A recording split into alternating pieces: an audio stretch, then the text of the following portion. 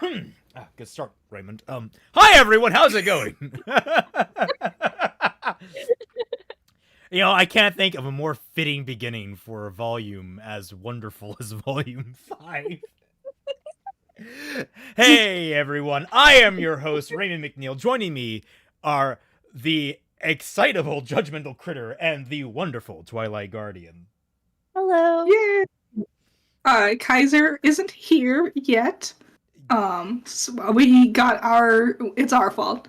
We got our schedules confused. Yeah, it was a little bit of a mix-up. So we're going without our robot companion for a little while. Why is chat so crushed? Oh, I know why chat is so crushed. Oh, okay. Oh dear. I really like Streamlabs. It makes it really easy to work with a lot of things, but at the same time, the way they handle copying things, it doesn't copy and it's its own thing. It copies and references the original. So basically, whenever you if I made a copy of what I had set up for chat, and then pasted it to another thing that I was when I was streaming my whatchamacallit, going through My Hero Academia, I changed up my chat for that. It changes the original back too. It's like a useless copy feature. There's no duplicate, and I don't know how to duplicate it. It's fucking weird. That is a very long explanation when all you had to say was maybe the reason why chat is crushed is because you broke its heart.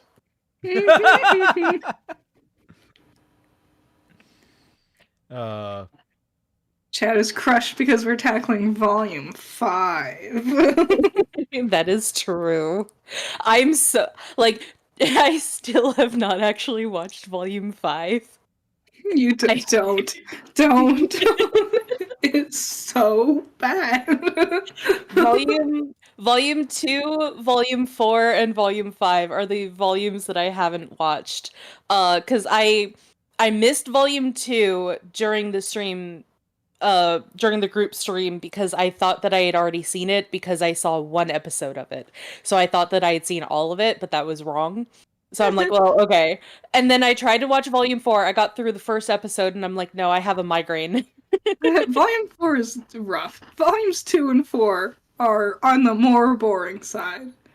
But I like Volume 2 more than the others, I think. And then Volume 5, I was just like, no, I don't feel like it this week.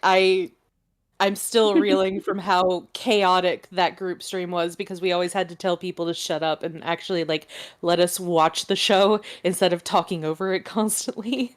It's like there is a chat feature for a reason, guys. How about we use it? Why is this thing? I hate the chat feature. It is so hard to maneuver this fucking thing. Is it because Kaiser's not here? No, it's not. It's literally because I had a different stream and I just made the fucking copy and I had to change that to suit that stream. This is miserable. Miserable, I tell you. Well, that's your fault for not fixing it after the MHA stream. I didn't remember it would do that because I thought that it would have common sense and be a different entity inside this fucking program. Like a reasonable person would assume. It wouldn't be one of these streams Without if it stuff. didn't start with technical difficulties. Nope. Oh, man. I mean, we have the time. Volume 5 has the amassed, 7 minutes and 46 seconds of, time thinking, of Bumblebee time. This might be one of the most important volumes, though, because I think this is the moment they do decide to start leaning into what would be classified as bait. I think this volume hints towards it, and then got a very positive reception when everything else in the volume was very negatively received. And so then they leaned into it much more with Volume 6 onward. Oh, RWBY has a question for you, Critter. What is it? I don't have. I didn't have chat up. I wasn't paying attention. Oh, it's fine. It's fine. I'll read it to you. Question to Critter. In the last stream, you said that you didn't like how the Malachi twins was handled in fixing. I was wondering why. Just curious. If not, it's all good. Yeah, I can answer that totally. It's just because the trope of twins going quote unquote crazy or becoming fused personalities when one of them is killed or something. It's just a very boring trope in the world of twins. It's right up there with twins have telepathy, you know. It's very like you've seen it a million times kind of thing. We'll have to talk about that because I don't know if you know the full the plan we currently have with Malachite. That I don't. I only know about what has been in. It might change your opinion. Before. It might make it worse. I don't know. We'll have to see. I have also seen Escape to Witch Mountain. Yeah. Every time twins are never just twins, you know. There's always some like little gimmicky trick to them. Honestly, Crow and Raven are the closest to real twins I've ever seen. Because they don't have, like, a weird gimmick to them. They're just also people. Why? You know what I've never seen, and it always disappoints me, because my siblings are actually like this, but triplets. Mm-hmm. You never see triplets around, it's only ever twins, because people have an obsession with twins, but never, like, more than twins. My siblings are triplets. It's twins, so you can either make them creepy or you can make them opposites of each other. And if you do anything other than twins, it's always like 5 or more, like something like a crazy number. Yeah, like where's the triplet representation? I want to see that. Yeah. God. There actually was a Canadian show all about triplets when my siblings were very little, and I was happy. That was like the one representation that I saw of that. It was like, it's me and my family. I can only think of there were like side characters in the Proud family who were triplets, but I don't think they really became characters until the reboot this last year. Yeah. So. 800? What if I do that? Oh my god! I fucking found what I was looking for. Thank Christ. Okay. I can actually manipulate this thing's size now. That's wonderful. I can actually shrink it down a little bit too. Yay, make it a little more. There we go. All right. We are about ready to begin here. Critter, they can turn into a bird. I did turn into a bird, Ruby. That's why does my name start with a Q?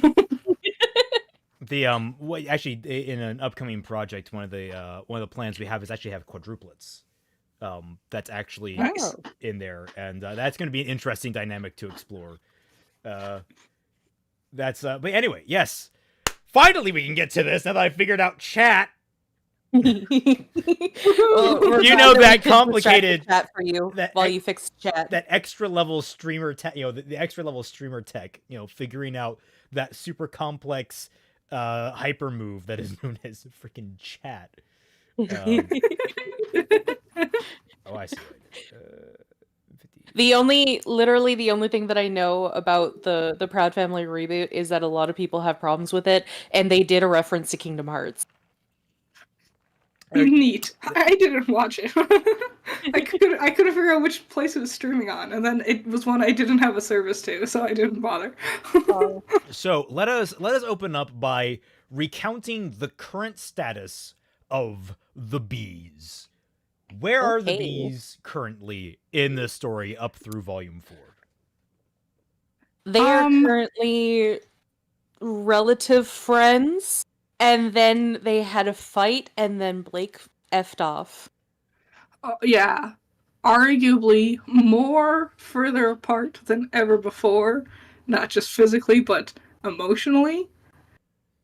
Possibly thinking about each other, but more likely thinking about the team as a whole. Yes. Rather than each other specifically. The important thing to note is in Volume 3, there was that big falling out that should have been a even bigger falling out, but then for some reason, well, it was treated more like that there wasn't a falling out. Blake didn't trust Yang, but then Yang said, I meant to do what I meant to do, but I didn't. I defended myself. I didn't do it. Basically, she gave some like weasel word answers that should not have been acceptable by someone who has been emotionally abused like Blake has. Yeah. And then Blake took the emotional abuse on the chin and just said, "Yeah, no, I forgive you." It's like, what the fuck? Oh.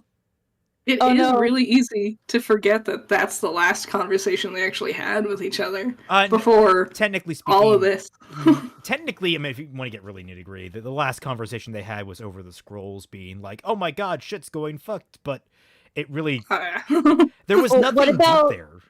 What about all of the deep conversations that they had off screen, guys? You have to take that into account.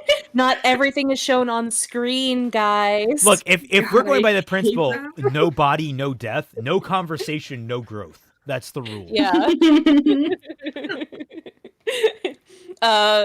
Leon has said that Raven is the Moon of the series. Well, it gets worse when you learn her middle name is Corvid. It's just Raven. He said, fun fact, the name Branwen translates to the word raven, so Raven's full name is technically Raven. I mean, I guess that makes Crow Star Moon.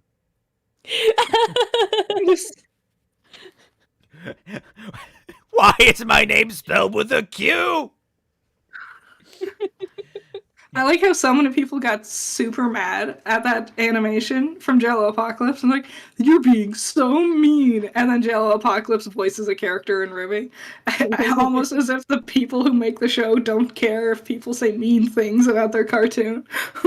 Yeah, I find that so funny that people are like, "Oh, it's so disrespectful." What? Like you're gonna make the people who work on the show cry. And it's like the people who work on the show don't care. They're adults. They can handle this. They don't need you guarding them and their emotions. Like the only reason why it's different when it comes to projects like Evermaro, Fixing RWBY, whatever kind of other project that you have, is because we are also fans. We are on the same level as you guys. Like there are different levels to this. We are not professionals. We are just people who are doing the exact same things you are doing. We're in the fandom. Oh, Kirito Skywalker, as I stated earlier, Erin had a tweet about she cannot wait to make Black Sun canon and compared Blake and Sun to Marionette and Adrian from Miraculous Ladybug. The tweet is gone, though. Huh. Interesting. I wonder if somebody had saved that at some point, like archived it somehow, because that would be very interesting to see if that was true or not. I would be fascinated. I feel like back in the day, it was always just like, I want my character to be with everybody. Like, everyone was shipping everybody with everything. That's how we got that great big old ship chart. And the puns.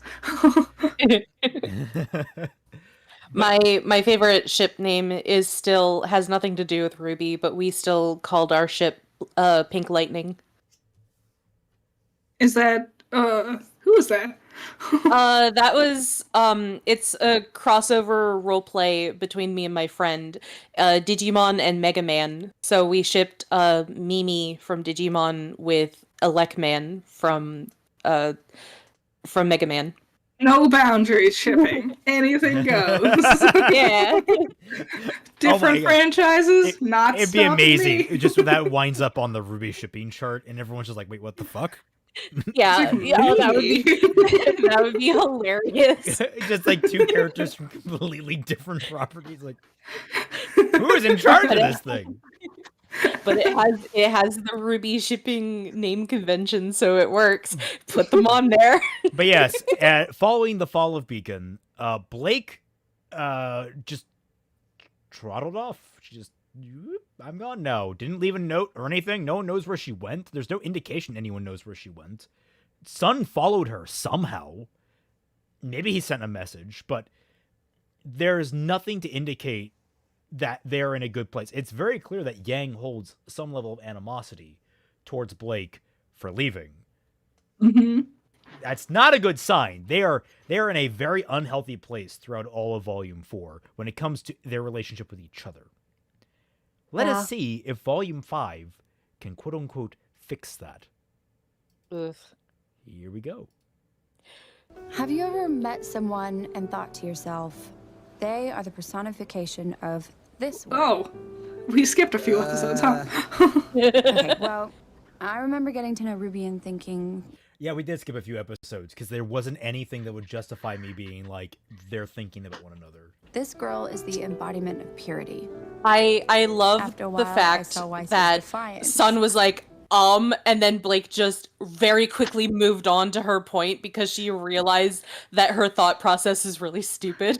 And Yang was It's like, strength. no, I haven't ever thought of that, Blake. So let's look at that delivery, shall we? Oh, fuck, I forgot about the thing. It's not YouTube, Raymond. It is. I'm Yeah, not. Well, Here we go. This delivery I is... remember getting to know RWBY and thinking, this girl is the embodiment of purity. After a while, I saw Weiss was defiance, and Yang was strength. What do we think about that delivery right there? That sounds like that was the first time Aaron read the script.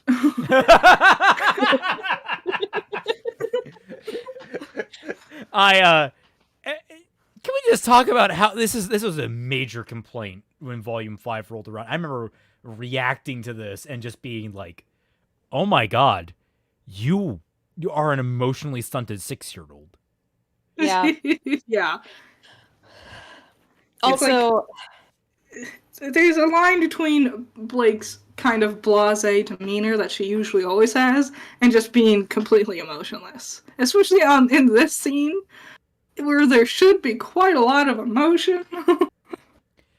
It's strange, and just like the fact that she believes that she can boil people down to a singular point, to a singular descriptive word, when so many people are so much more complicated than that.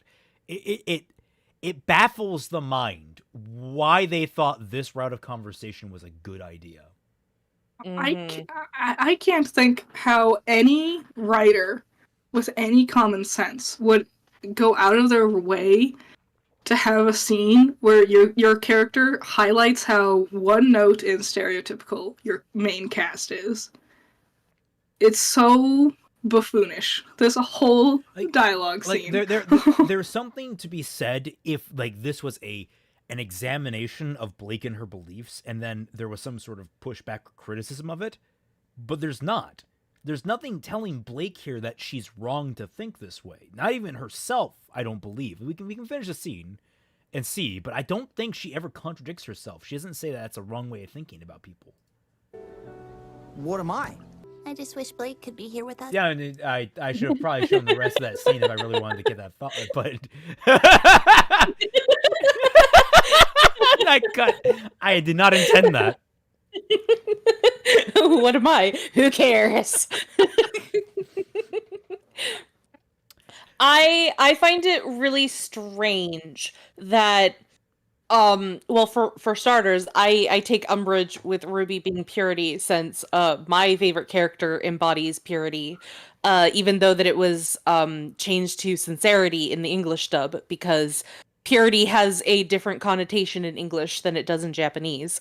But anyway, the fact that Yang is strength, and I think that she means like always that someone can be strong, but we only ever really see Yang as like the physical strength. We never really see her as like emotional strength or strength to hold up other people. Not really, so that really falls flat. One of my favorite critiques my sister ever had when she was reviewing the episodes was it would have been so much more interesting if Blake didn't go with a typical answer, like if Blake called Weiss strength, because in her mind, Weiss never runs away, she always speaks her mind, and so that'd be such a unique perspective from how Blake actually sees things, and could tell us a lot more about Blake personally. And then instead they just go with, this is the cold character, so when I think of her, she's cold. This is the hothead character, so when I think of her, she's hothead. It's so boring. It's very surface level. It's very standard. And it kind of just shows that Blake doesn't really think all that much of her team at all. Mhm. Not outside of what you would normally think of when it comes to like how characters should be. If these characters have a deep relationship, they should have more than just that, but they don't, and that's partially why I don't see these people as being all that close.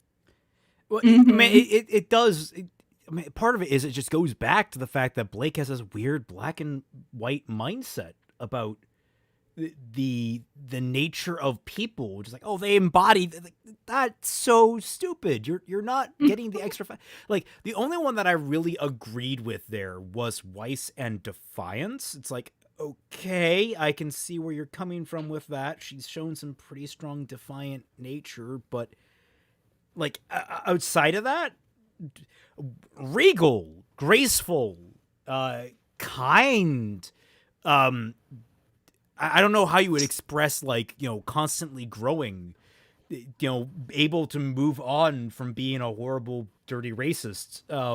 Yeah. Like, I mean, you could use racist. That's one. That'd be hilarious. If like, Weiss is the embodiment of racism.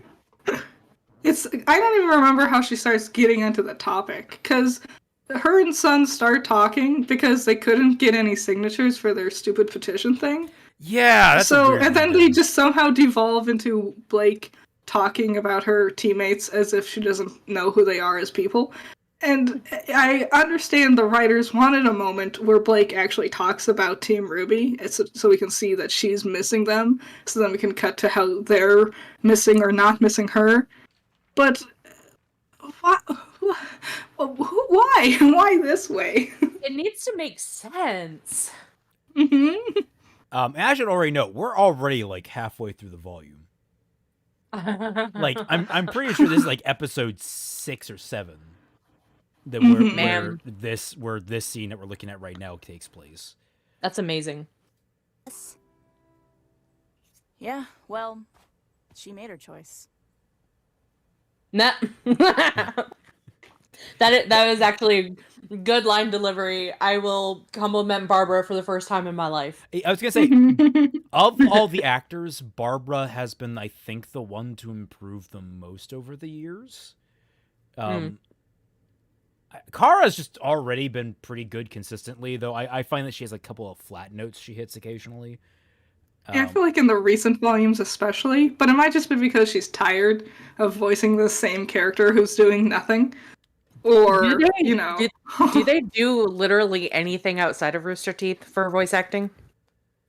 I don't think Kara does. Aaron does. Barbara's done a couple of things. Maybe. I don't know about Lindsay. I have no idea what Lindsay does normally. Lindsay tried, but no one hired her. Oh. Because she's not that good, I'm gonna be honest. No, your screeching, high-pitched voice is not good for anime. She would be good if she just decided to stick to her normal tenor.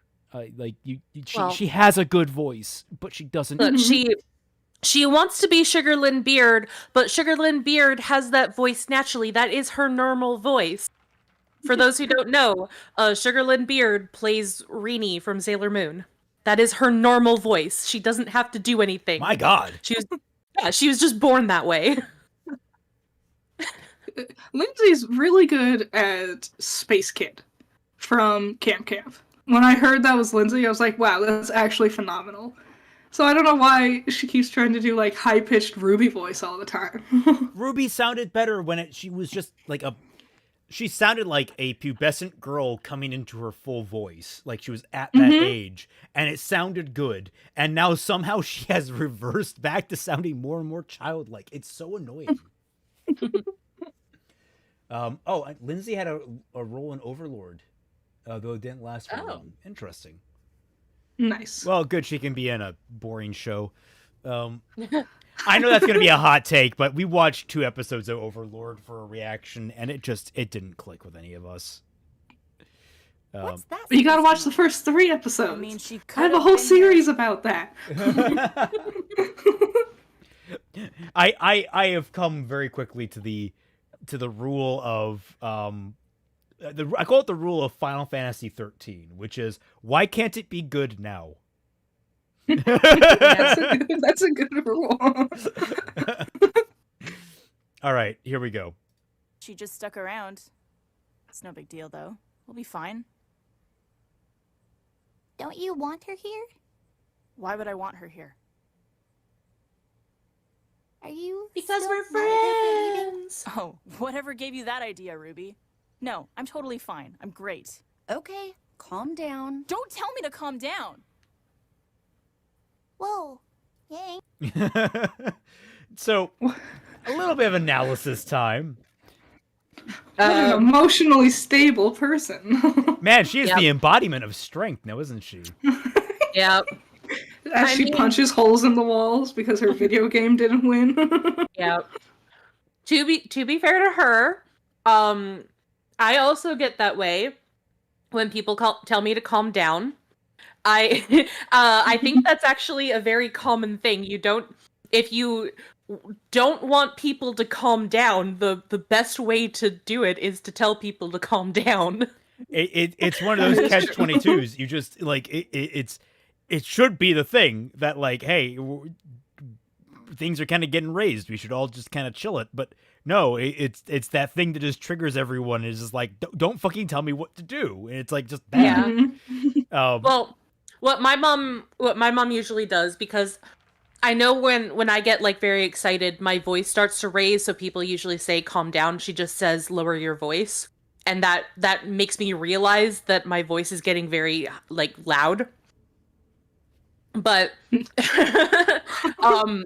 just the fact that Yang flew off the handle like that is very concerning, and why, like, it's just another knock in the wood about why I don't like these two as a couple.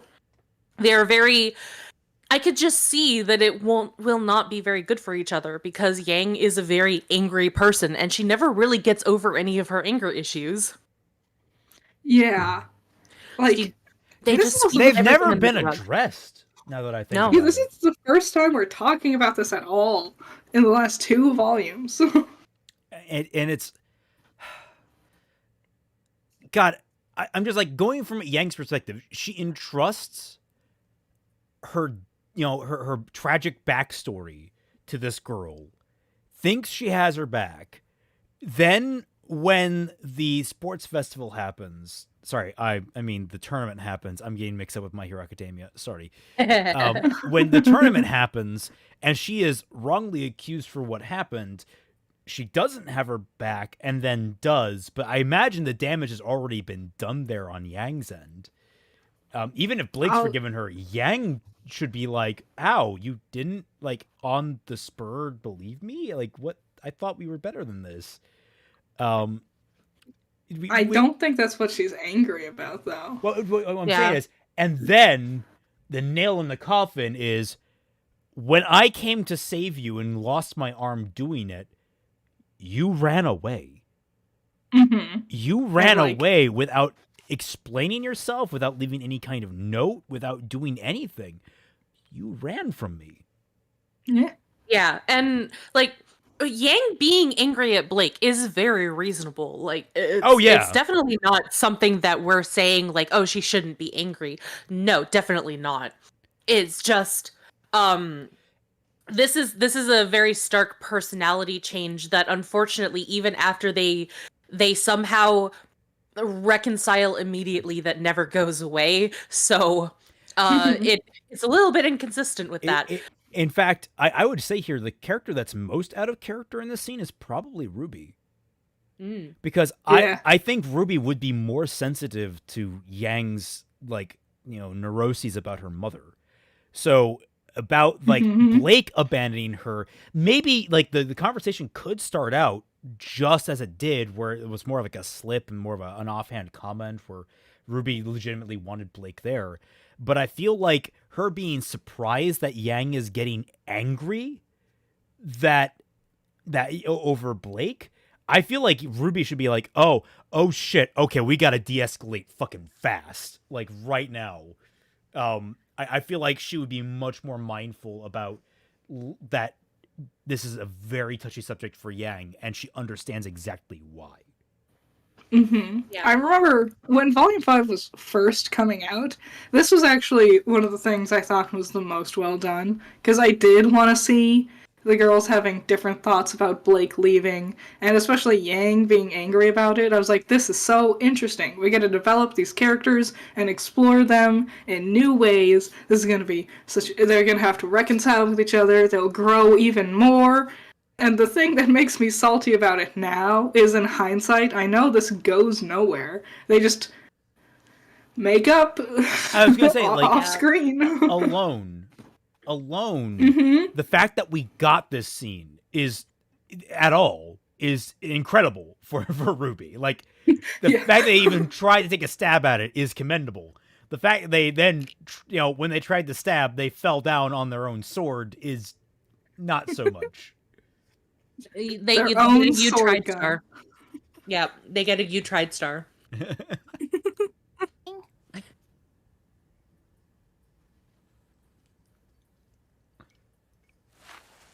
Whatever.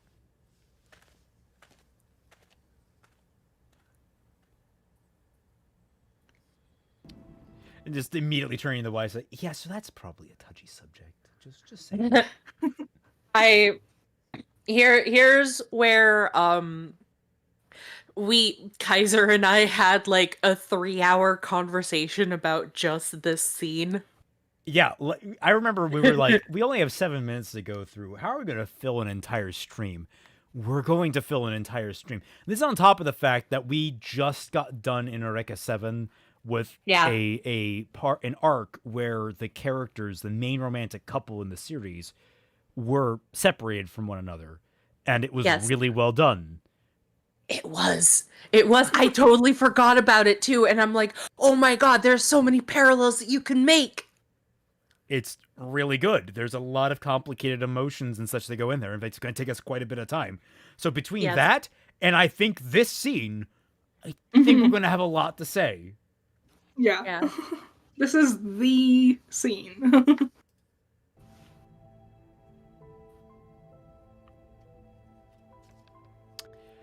Okay, first thing. God, the obvious attempt to emotionally manipulate the audience by being like, see, she has a photograph just like Crow does now. It's like... when? When did she... What pocket did she pull this out of? I mean, what pocket does anyone pull anything out of? We have hammer space for a reason, man. Yeah, they pulled it out of the digital world, cyberspace. It could have been a picture on her phone. Just saying. That would have made more sense to me.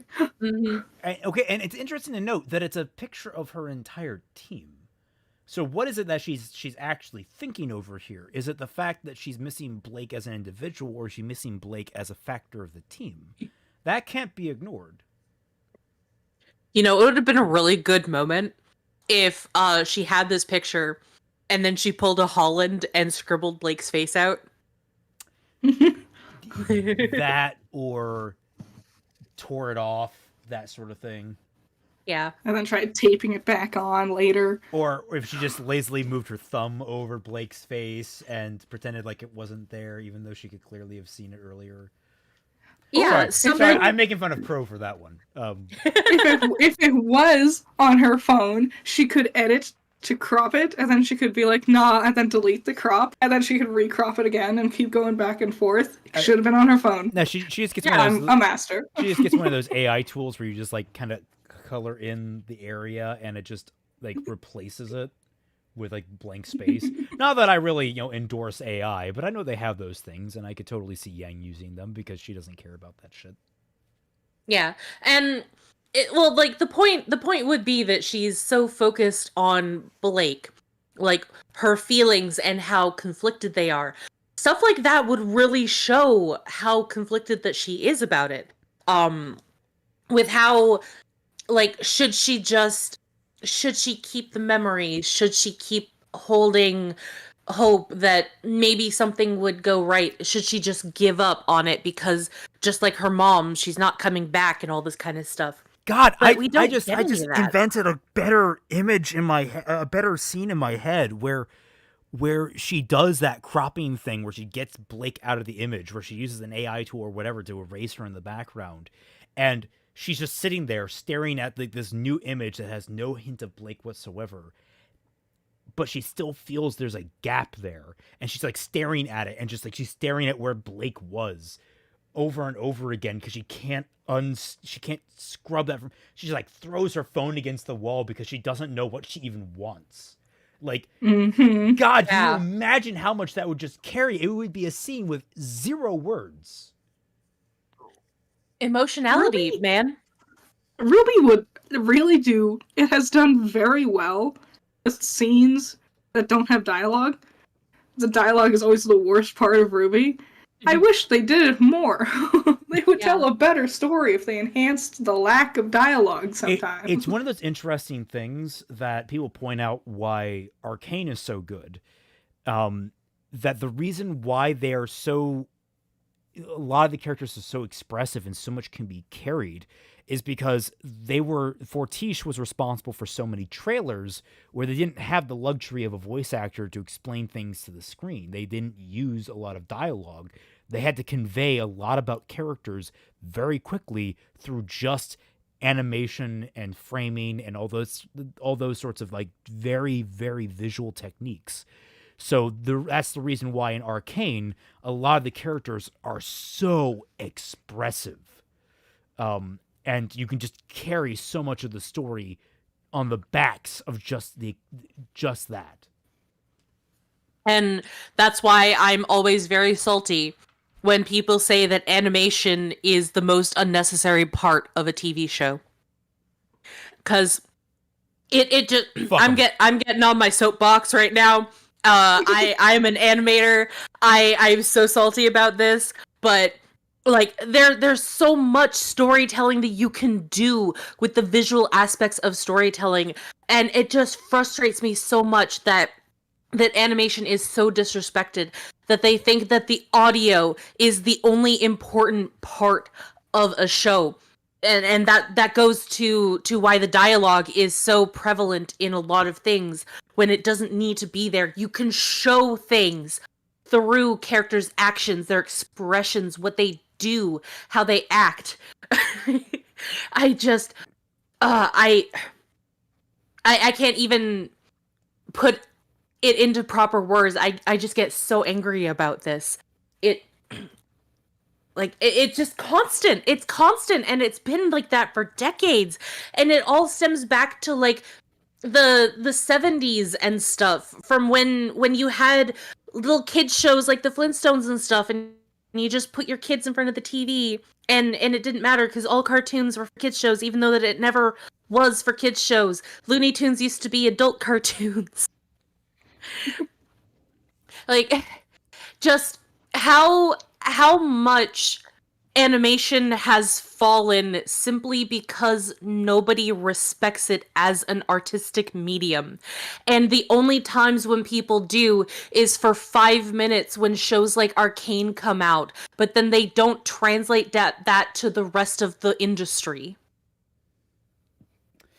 Are you done with your soapbox? Yes. Am I the soapbox? Yes. I didn't have a box on hand. I had to make do.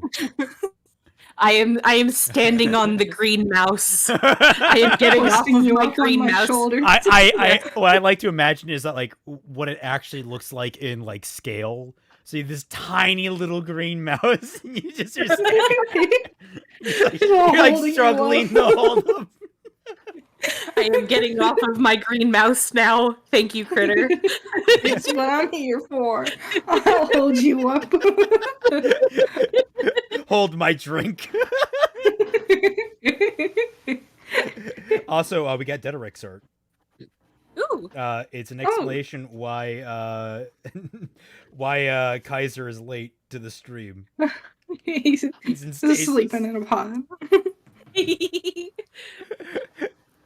Oh. Yes, he needed a recharge after last time. But yes, I am very much considering almost all the properties that I love most and are most well written or animated in some way. I can only think that we are blessed that at the very least Japan did not get hit with the childification like mentality of animation. Like it still has a reputation over there as kind of for kids. Like if you're a freaking otaku over there, I mean, admittedly that's a little more extreme. Honestly, a real otaku is a very extreme thing. Even then, you're seen kind of as childish if you're really into anime, but they make anime for adults, and it's still relatively popular over there. It's one of those things that, I mean, hell, a lot of anime that I think about is really geared towards adults. Even like, oh, they have so many shows about high schools. It's like, yeah, the reason why is because high school is like the last bastion of freedom a lot of Japanese business workers actually get. So they like to reminisce about their high school, and they like to imagine what things would have been like if they had been different, or if they had had a whirlwind romance, or if they had done that crazy thing during the school festival, that sort of thing. They like that kind of thing. It's the appeal there. That's why there's so many high school animes and so many animes about high school characters, is because they like to go back to those times. Sorry. Okay. Not only that, but there are a couple of Japanese YouTubers that I've watched who talk about like what it was like to graduate school.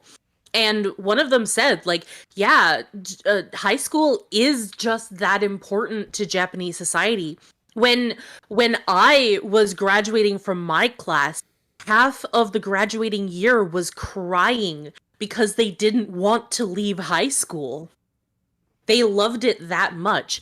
And Japanese society just has that desire to have that, because unfortunately, with how Japanese society is, that is the only time that you get to have free time.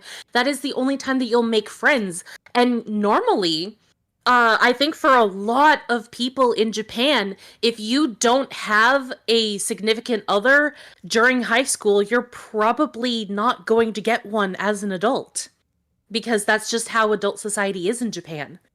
Yeah, it's Japanese society is so different than us. And to be fair, anime makes Japanese high school look fucking fun. It does. Yes, so much. So it does. I doubt it. Well, I want to say I doubt it is, but knowing that like their failure on a test is like a 30, I'm sitting there, I'm like, I could have breezed through school so easily in Japan. I was sitting here like stressing over getting A's with a 93, and I'm like, oh my god, why did I go to a private school? Why did I go to public where it's a 90 instead? Also, I do want to say, it's also not so much that all animation and stuff is for adults. It's that they don't treat their children like they're dumb children. They treat their children with respect. That is, I think, a bit of a distinction there. My Hero Academia is geared towards teenage audiences, and maybe even like, you know, on the lower end of teenage audiences. And you have characters that are regularly getting de-limbed in that. Yeah. I was just thinking, like, the world so often, especially here in America, when there is animation that is aimed for teenagers, it often gets there's instead this idea that it's either like Rick and Morty style, it's made for adults where there's nonstop sex and violence and swears, or it's made for kids and it's fun and light and fluffy, and the teenage era is always ignored in animation. And there used to be this YouTuber I watched, and I hated his thumbnails so much I stopped watching him. It was Saberspark, and I kept hating it because he would have this like Poppy the Performer, which I love. Clearly, it's made for teenagers. And he had on his thumbnail, it's like, this made for kids? And I know it's just clickbait, but it just would piss me off so much that he knows the intricacies of animation and the animation industry, and he's still, like, perpetuating this idea, like, this violent cartoon was for kids. No, it wasn't. It was for teenagers. It's really weird. It's so baffling to me how that market has gone relatively untapped, and I think largely is like we have a lot of strictures in America on what can appeal to them. I think maybe that's one reason RWBY is so popular as it was, is that it was an animated show that was basically geared more towards, I mean, initially kind of adults, but like it kind of got pulled back down to a teenage audience. Like it wasn't, it's not an animated show geared towards kids. It's an animated show geared towards teenagers. Now, it's not a good one. So, but the problem is we don't have the point of comparison. Anime fans will sit here and laugh at RWBY, but RWBY's core fan base at this point, I don't want to say are really anime fans, or at least any kind of like dedicated anime fans. Some of the most outspoken ones have never really watched an anime in their life, I'm pretty sure. And they're thinking about Lilith and how she's just a Seeker. It's and the anime they are familiar with are the big like ticket names like DBZ or maybe they just look up anime titties like Seeker. Yeah. Also, there is an entire YouTube channel that is dedicated to watching disturbing cartoons, a lot of them meant for kids. I'm pretty sure he's the only one that has ever seen Samson and Sally, except for me. And I show people Samson and Sally because I watched that as a kid and it was very disturbing. You see, there is a scene where a whale suffocates to death because he inhaled oil. Ooh. There is this. Actually, there are a couple of scenes like that. There is a scene where a previous character that the main character meets, who is alive, he meets him again, and he is covered in oil, and he is dead. And Samson, the main character, doesn't realize that he's dead, so he is trying to get this dead carcass to move, and it's so creepy. Jesus Christ! See that it's like that might be like the line King Ramses. Encourage the cowardly dog. God, Courage was a fucking flash in the pan, man. That was so good. Samson and Sally, by the way, the trailer for it is wild because the announcer is this woman who has a very bubbly voice, and she's like, "Oh, it's such a whimsical show. Your children are going to love this." Meanwhile, there is the whole point of the story is that this child who is a white sperm whale, it grows up on tales of Moby Dick, and so he sees that there is like overfishing in like overwhaling in the population, and so he leaves his herd to go look for Moby Dick so that he could do something about it. And there are flashbacks to the story of Moby Dick, and there is like shots of Ahab spearing the whale, and there's blood and all this kind of stuff. It can get a little bit graphic. It's wild. And that's God. I hope that with some shows we're now like. That's where, like, Owl House gives me hope. She-Ra has given me hope. I know that they weren't necessarily the biggest of hits. Arcane definitely has given me hope, though Arcane, I think, definitely leans more towards an adult audience. That said, at least it's a mature adult audience. Like, Jesus Christ, It's not, as I think Robbie said earlier, that, 90% of adult animation is just a knockoff of South Park or Family Guy or Simpsons or whatever. My guess. Yeah. I fought with a guy over this exact thing where what Critter was saying, how most adult animation is just sex and gore and copious amounts of swearing. And he was trying to say like, "Oh, well, you're trying to tell me that Invincible is only the gore. You don't know anything about the deep themes about it. And it's like, no, I don't. Because the only thing that people advertise about it is the amount of gratuitous gore in the show. Yeah. If there are deeper themes to this show, I don't know about it from an outside perspective, because the only thing that people ever say about it is how bloody it is. But bloody doesn't make a mature show. I was gonna say, I don't want to keep harping on Arcane, but I love that show so fucking much. But like, it doesn't have a lot of gore. Like, it shows a lot of death. It shows a lot of brutality, honestly. But it doesn't show gore all that much. Like, at most, we got a lot of blood splatter. But, like, that happens so infrequently. It's so honestly restrained with what it probably could get away with. But it doesn't go that route. It actually takes its time, and it makes all the things that they do choose to show, like, you know, Vander getting the shit kicked out of him, getting stabbed, Vi, you know, in that scene in episode 3 where she has like the weird claw hooks on her hand and she just graves her freaking fist or metal coated fist into a guy's like sternum, and you can feel every rib breaking from the impact. Like, it makes those more impactful, but it also then makes it easier to sell to some degree to a lot of people about what kind of violence. It's not, you know, there's no gore there you need to cover up. It's just a fist fight. And then on top of that, a lot of the things people are focusing on are the emotions of the scene at play, because it's not about this over-the-top violence. I don't need to see Omni-Man destroying, you know, a freaking subway to and like all the gore that comes off of that. Because I've seen that scene. I've seen him beating Mark into the ground. Of course, we all know the meme, think Mark think. Yeah. Like, I don't need those moments, even though those are emotionally impactful, but they're tainted by how much blood and gore are on display. It's like it makes me feel like that's all the show is about, even though I do know there is people very much rightly praise the show for deeper themes.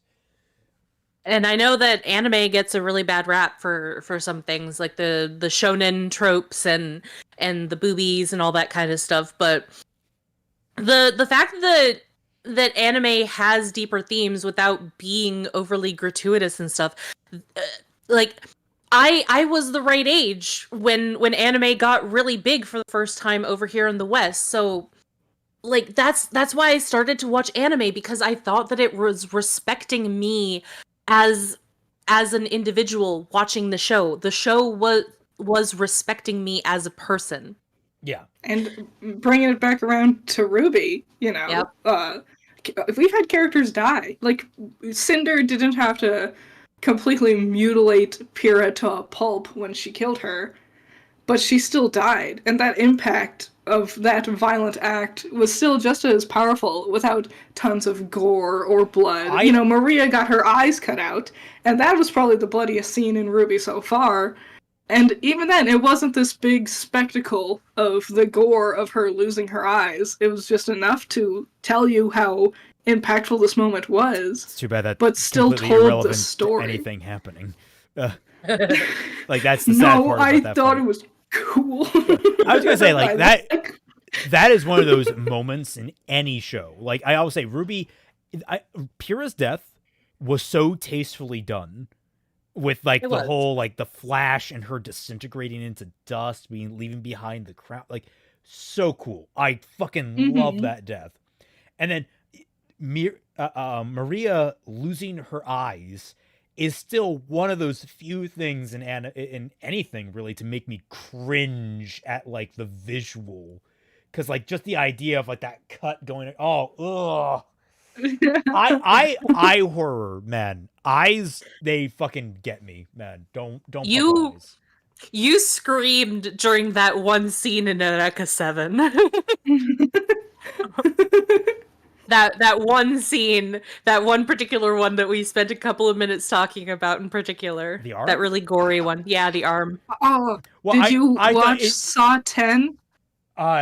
I've seen it through a reaction, and I know what you're talking about. The opening trap, or the opening, not trap, because it didn't actually happen. The guy gets his eye sucked out through a tube. Ooh. Yeah, that was Ooh. that one was really silly because like, okay, it's not real. It was all imagined by John Kramer, the serial killer. But the guy was doing like he was in a contraption where either he had to use a dial on his right hand to break the fingers on his left hand, and every time he turned the dial, it would break one of his fingers. And if he failed to do it, he would get his eye sucked out through tubes. And I was sitting there, literally all the reactors had the exact same reaction I had, which was just crank the dial. Just fucking. That's what I said. Just fucking crank the dial. Look, it's going to hurt, but why would you do it one at a time? It's going to hurt just as much, and it's going to be 5 times as slow. Does Celtic watch Rider as in Common Rider? I do not.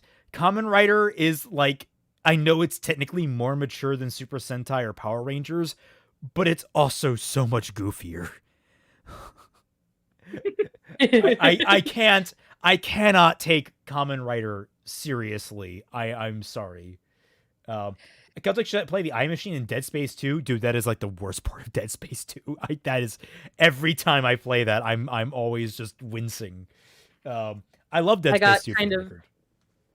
I got kind of negatively biased a little bit towards Kamen Rider because of a certain someone that I used to hang out with as a teenager who was just obsessed with Kamen Rider, but then he always tried to make it like super edgy. I was gonna say, Luby, do you thought Kamen Rider Black Sun was sometimes gory too, or just enough? It has put its gore is very strategically placed. It's like you have these very sharp moments of it. I would say it's probably gratuitous at certain points, but I don't know. Like there's a level of brutality to the gore that makes some sense. I mean, when you have a character reach into someone's stomach, pull out their entrails, and use it as a lasso against them. I'm not sure if it would work too well. It's a really cool fight. Really, the weakness of that show is like their costumes that are for like kind of faunus type characters that are like animals, and they don't look all that great. Although, oh god, there is one scene that got kid's eye got popped out. Oh god. I don't want to think about that. You get an eye patch though, so. Do you wear glasses? No, I don't. I have. You've never experienced the hell that is sitting in that machine to test if you have glaucoma, where it's look at the barn in the distance and it puffs a little blast of air into your eyeball. Oh god. Oh. Yeah. I have had that a lot. I am very glad that I have better than average vision. Yeah, I was gonna say, like, I have at the very least 20/20 vision. I got checked a little while ago, like not a little while. Actually, it's been a couple of years now that I think about it, because I needed to get contacts for my Roman Torchwick cosplay. Is it the first one or the second one? It was like 20/20, but is it like 13/20 vision would be better than normal, and then 20/13 vision is worse than normal? I thought the smaller the number, the better. Yeah. I don't know. Also, a new Dead Right. I have no idea. I can't see shit, so I don't know what my numbers are. I have astigmatism, so my eyes are just shaped wrong to begin with. Anyway, we have gone way off track. So let us return to this scene. So yeah, Yang is sad looking at picture. Yeah, long story short, animation is for everybody. Animation is for everyone, and it can be incredibly mature if it wants to be, and people should treat it as. Look, RWBY, I really don't want to talk about it, okay? Can you just leave me alone for a bit? You're not RWBY. Oh. Hey, Weiss. I'm glad it's not Did you RWBY. need something? I'm partially glad that it's not RWBY. Another half of me is also like, I kind of wish we got more of RWBY and Yang being sisters. Yes. I also want to just point out how red her cheeks were there. Whose cheeks? Blake or Yang? Her Yang's. Blake, I think it's not in the scene. Fuck, sorry. White. I think I think it's the lighting engine that they Yeah. have. Sometimes it I really know. goofs up their saturation. Yeah, I know. I just think that it's really funny, especially when people go after us as artists for like Butterfly with like, oh, their cheeks are so red, they're blushing, and it's like Yeah, freezer no. burn. I'm sorry, Lilith. Freezer burn confirmed. I'm sorry. Who was Her it? cheeks are so red. Who was it that started that? Was it? It wasn't Secret. It was someone else in that circle. Was it Lilith? I think it was Lilith. I don't think it was Lilith. I think Lilith ran with it, but I think it was someone else that pointed it out because I remember they're part of a forum together, and there's like 5 or 6 people that are like incestuously communicating with each other. Also, Leon Critiques, thank you. It was very fun to do that voice. But yeah, no, it's if you told me that RWBY and Yang were childhood friends, not sisters, and I didn't watch the show, I would believe you. Yeah. Yeah. Yeah. No, if you don't add blush to a character's face, then they look dead. Yeah. You have to add blush to their face. I just wanted to point it out because I think that this was a big scene for freezer burn shippers. I think I don't know, but this volume is the freezer burn volume of the canon. Yeah. I just thought that I would make a joke about it.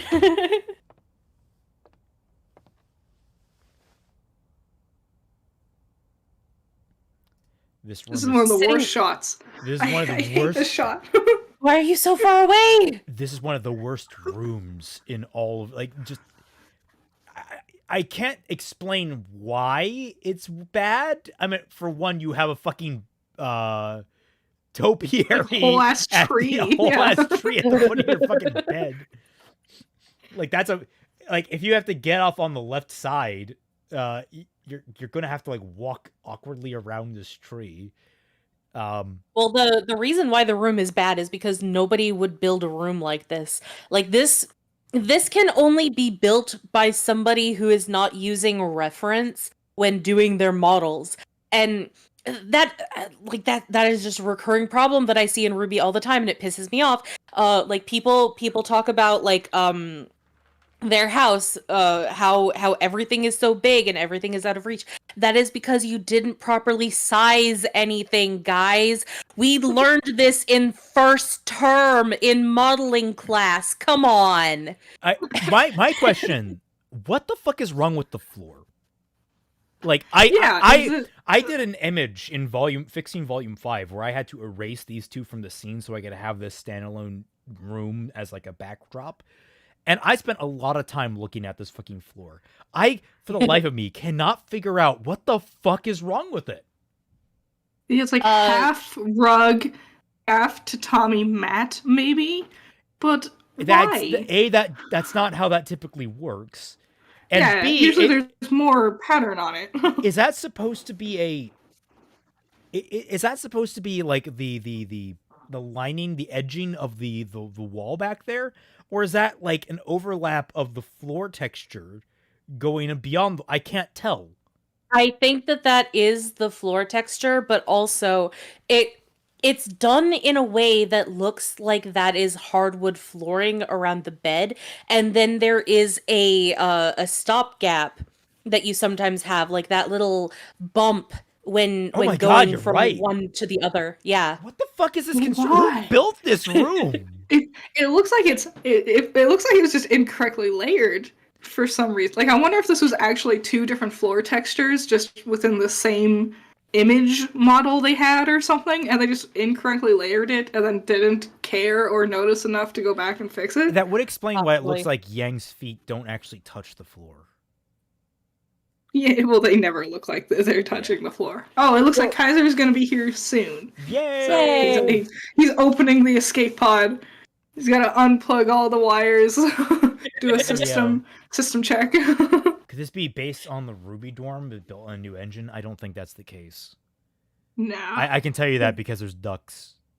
That's because that part where Yang has her feet, that looks like it's supposed to be lifted up, but then when you look at the wall, it is completely flat. So what is going on there? It's so this room, fuck, man. But the ducks are nice. They're nice. Yep. Crystal. They you know, sure are. I would love to have a big ominous crystal just to put places. That's great. Well, also, this whole building they're staying at is stupid. Like, this random apartment that they have for no reason. Which, at least this room has shit in it, unlike every other room in this damn house that's completely empty, except for the 19 different couches characters can sit on and not move ever. Well, no, the beds used to be couches. They just got reconfigured into beds. just because it's not a couch doesn't mean that it's just a random thing for these characters to sit on. They're always I know red, she's our though, for teammate. some reason. No, Weiss does not move at all throughout this whole scene. Like, It's so once she weird. sits down, her model does not move. Okay. I'm seeing a little bit of movement. Very incredibly I know slight, she's our though. teammate, but I'm not just going to change my mind. I'm sorry. It's a static I don't animation think you know what it's like to be left. You have a giant family, recitals to perform at, dinners to attend. I didn't have any of that. My mom left me. Ruby's mom left Hey, too. but your mother's leaving you has nothing to do with having the money to go to dance recitals or to do all these fancy dinners and stuff like that, Yang. That has Yeah. nothing to do with I was parents. gonna say, the one thing you know about her parental situation is that her fucking father cut off her credit card. Yeah. Like, Yeah. Also, do you think that's a she's stable relationship going on right now? And Yang is like, you have a gigantic family. Even if we don't include Crow, who would probably be often rather regularly if he's the one who taught Ruby to use her scythe, there's 3 members in Yang's household and 5 in Weiss's. That's only 2 people more. That's not gigantic, Yang. Also, I just thought of something. I mean, it's never been directly addressed, but did Yang and Ruby know Port and Oobleck before going to Beacon? Oh my god! Port winked at Yang! Look, He's an uncle. Like, He's No, an it's 'cause uncle. he's name was the Jack creepy Xiao. uncle hitting on his niece. Yeah, that's what I was saying. That's why I called him an uncle. He's a creepy uncle. Oh god. But I want to say, Yang, honey, why don't you appreciate the fact that you were raised by 2 dads? And Summer was around for a while. Couple of years. 2 years, yeah. Was Ruby only 2 when she died? I'm pretty sure that's confirmed. Oh, okay. It's hard to tell. Their children models look Yeah. terrible. Ruby's Their mom children left 2 models is a look weird like way- she was 6. Ruby's mom left 2 is a weird way to say that the woman who raised you. That also pisses me off. Summer is Yang's mom, at least for the period that she was there. Like, Well, she keeps acting like it, but the way that she's carrying on about Raven, she's acting as though Summer was just this woman that her dad was shacking up with for a while. And then all of a sudden, it's just, Summer was my real mom. And it's like, no, she fucking wasn't. Not according Yeah. to you. yeah, like, that would be a great point of conversation, though. Can you imagine someone calling out, you talk about Summer like your real mom, but you never actually talk about her like she's your real mom. You always go back to Raven. Why? And, like, Yeah. actually challenge her on that. Push her. Have the character actually second guess themselves. We can't have a character in torment, I guess. And bringing it back to this, Yang's opening line to Weiss was, "You don't know what it's like to be left."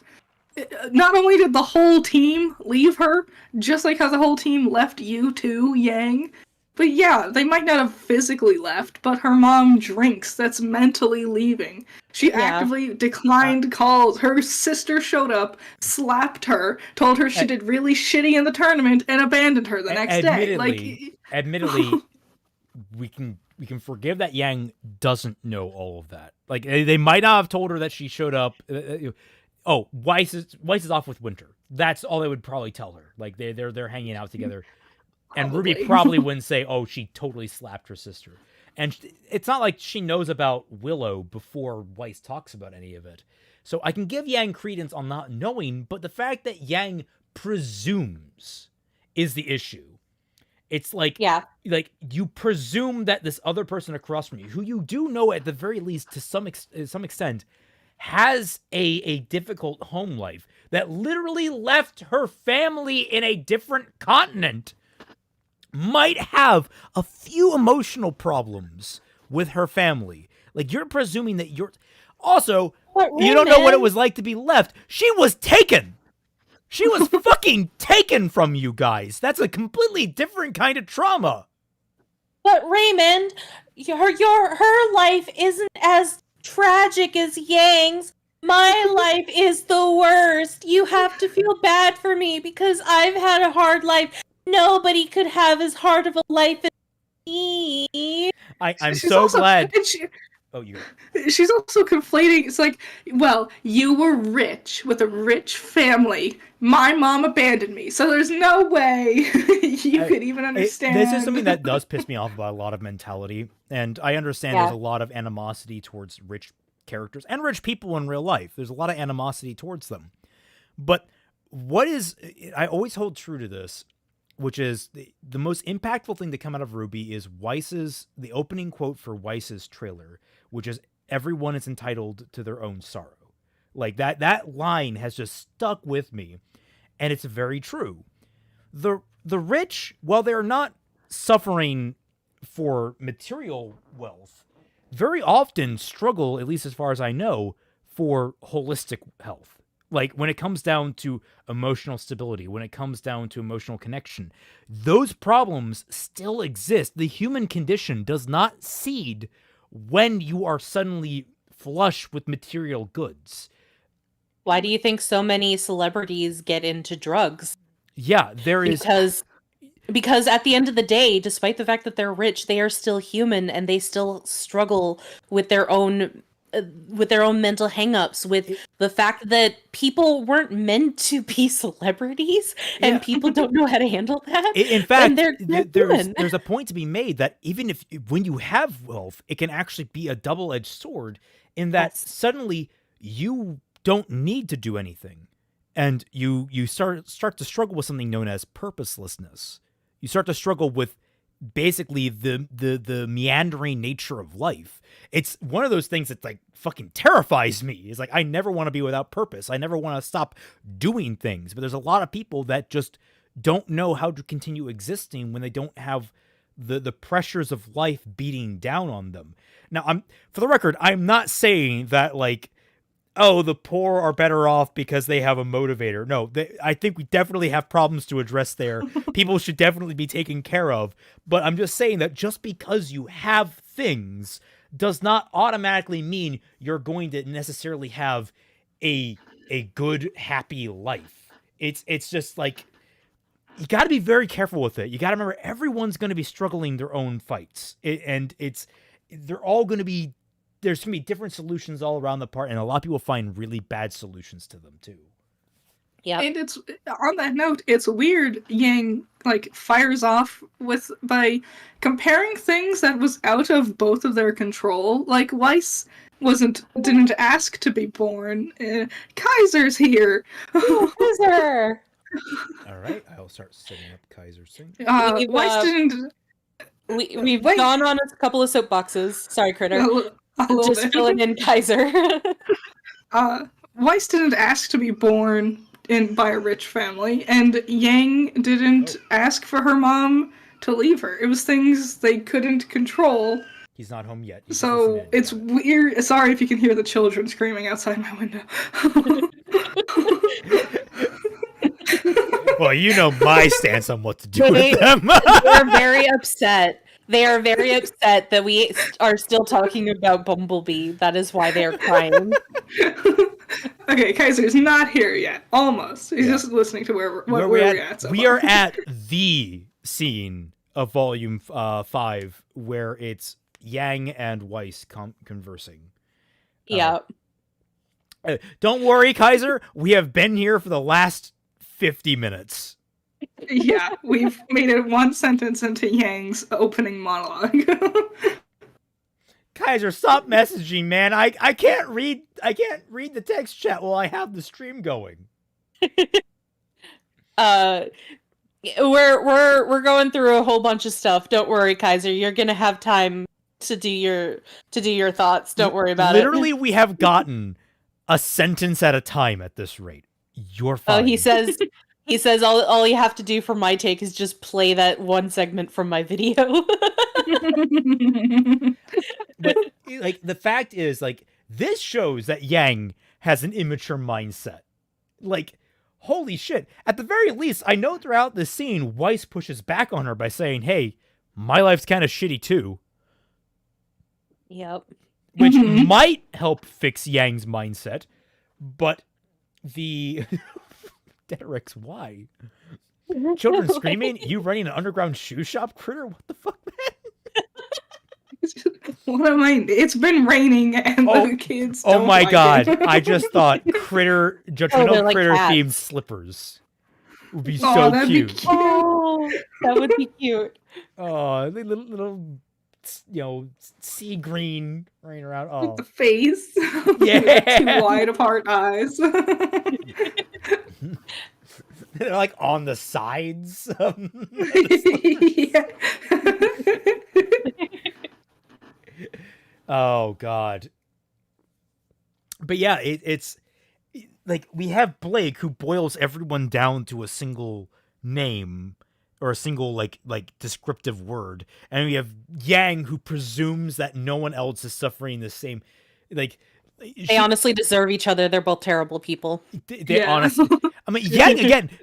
Weiss pushing back. Yang might grow from this. Yeah. Once again, the dialogue is the worst part of RWBY, and this scene, which should be this really impactful moment, just gets completely bumbled by the writers' buffoonery that they don't know how to write people like people. Oh, It's like they've never interacted with other human beings ever, and they don't know how to have a dialogue with someone. Killjoy, aptly named because you brought up. Can I mention the fact that Yang knows a violent terrorist group is actively seeking to murder Weiss's family? Yeah, that might play into things just a little bit. Like she mentioned that in volume 1 and Yang was there. It was there for that conversation. Also, yes, Robbie, you're right. The Takara squeak toys. Because I am a very squeaky person. Very squeaky. Yang being immature makes sense when she probably parentified, since all the adults in her life failed her. She basically had to become Ruby's mom. Common RWBY L, neat idea, bad writing. Coffee, you're 100% correct.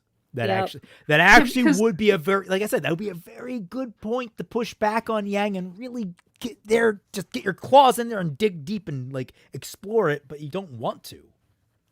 Yeah, just and again with the parents thing, to go back to Eureka 7, we have the beams, the Oh my god, the beams Beams are is- so good. They're yes. such. So to get people kind of caught up a little bit, because we're going to be talking about Eureka 7 a little bit here. While you do, I'm gonna mute real quick. I gotta run to the bathroom and get more water. Damn it, I have to, Sure. but I'm going to be sitting here explaining. So the beams are. There's a point in the story where the main character of Eureka 7 runs away from the main group that he's been stuck with, the Gecko State, as they're called. And when he runs away, he basically gets picked up eventually by this husband-wife duo known as the Beams. They're named Charles and Ray, and they are a reference to Ray Charles.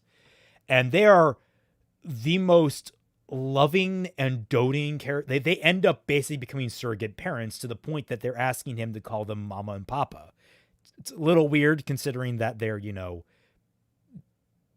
basically that he's a teenager and it's a little bit late for him to actually call them that. But regardless, it's very sweet, the fact that they have these little asides where they're talking about taking the kid in and actually making him an official member of the family. And The And Renton is an orphan. He was raised by his grandfather because both of his parents are dead, so he doesn't Yeah. understand the concept of having a mom and a dad. yeah, and I was about to mention that. And his grandfather is a fucking hard ass too. Like, he is not a Yeah. kind guy. So him raising Renton in this environment where he was basically co-opted into a mechanic shop at birth was just not. It wasn't healthy for him. So he, for the first time in his life, he gets a healthy set of parental figures that are actually very understanding, because like, before this, in the Gecko state, everyone on that team, everyone in that airship, the Gecko, Mistreated him. They were just awful. No one knew how to treat a 14-year-old boy going through what he was going through. No one knew how to treat a 14-year-old boy except maybe Hilda, who just never really got a word in edgewise with anyone. Like, No. And she didn't really take the initiative either. Like, that's kind of a fault on her. She should have. Especially not Holland. Oh yeah, Holland, who he kind of looks up to as a surrogate father or brother figure, is the worst fucking person to him. Yep. Oh my god.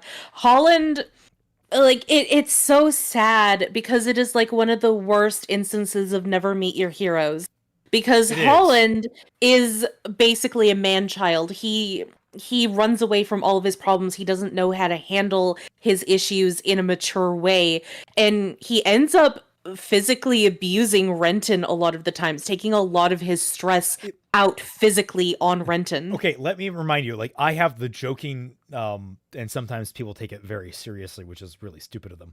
I have the joking reputation of really cheering on when children get hurt in media. And that's because I think a lot of, like, in media, children get treated with kitty gloves to protect them, even in serious stakes, where I think, no, realistically, a child should have been harmed here. Like, don't be a coward in your stories.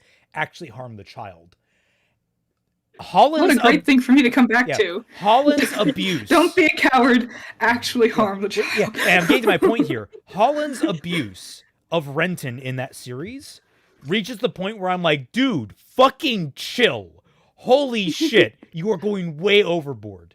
He Literally kicked Renton so that his head landed on a steel beam and knocked him out. It was fucking brutal. Like, it was. And I'm just sitting there like, yeah, for the record, Eureka 7 is great. Like, these characters are all wonderfully flawed. And I adore the shadows that all these characters cast on one another, and it leads to just such a great contrast with all the parental figures in RWBY, because we don't even have a Holland in this series. Adam. I say Adam the dynamic. Yeah, Adam is the closest. Because Holland isn't really meant to be like a heroic figure. He is an antagonistic figure in the show for the main character. He's not a bad guy, but he comes into very hard loggerheads with Renton. But like a lot of time. And getting back a little bit to the beams, what's so tragic about the fact that Renton found this family that's willing to adopt him into their own, and like, you know, there's this breakdown of tears when they're basically like officially being like, we want to adopt you, that sort of thing. The tragedy of that is he learns that they're mercenaries who are now hunting down the Gecko state, who Renton, even though he was mistreated there, has an emotional attachment specifically to Eureka, who is his main romantic like interest. So now he's torn between the person he loves, or he thinks he loves, because he's a teenager and love is a complicated thing that you might not get right on the first go, and the people that have shown him true familial love. And what's great about the beams is they recognize this and they let him go. They give him the choice and he takes it, and they don't hold it against him. They're just sad that they couldn't be the parents that he needed. And it's the most fucking heart-wrenching moment in the show, because I'm sitting there genuinely dreading the moment that the two that he might actually fight them, and they might end up dying, because people have died in this show and Renton is struggling with the fact that he has taken lives. So, Yeah. like, when you combine that together, and like, they're also one of the first ones to actually sit down and talk with him about the nature of life and death and about what it means to actually fight in these combats. It's like, it's so brutal realizing this might be building towards him having to kill them or them trying to kill him. It's so, it's so well done. I love the show. It's so good. Yeah. Did you guys see these $5 super chat from M3D earlier? Yeah, I have it pulled up and I just wanted to finish my thought on that. After I get through this, I'm going to run to the restroom so you can pick up on talking about Eureka and comparing it to RWBY. But M3D says, damn, I thought Yang was too good for Blake, but I guess I forgot Kirby chat GPT as dialogue makes everyone looks bad. Yep. Right, it's not only that their dialogue makes everyone a bad character, it makes them their worst version of a character. Yeah. Oh, don't insult ChatGPT. that is true. All right, Twy, you take over the comparisons. I'm going to use the restroom, and hopefully Kaiser will be back by the time I get back. Sure. Okay, so the reason why I really wanted to talk about Eureka 7 when it came to Yang and Blake's arc where they're separated is because there actually is, even though that it's not one-to-one, there are very striking similarities towards these arcs. The main difference is that Renton becomes so disenchanted with what's going on in the Gecko state and he feels so unappreciated there, so abused and so ignored that he just feels like he doesn't need to be there anymore. So the Gecko state, for context, is this outlaw group who goes against the government. It is a very anti-government, or well, not anti-government, but anti-military organization. And he thought like, oh, they represent freedom. They can go wherever they want. They can do whatever they want. All they have to do, they can go around the world and do nothing but just surf in the air, called riding the waves. And when he... That's not where waves are.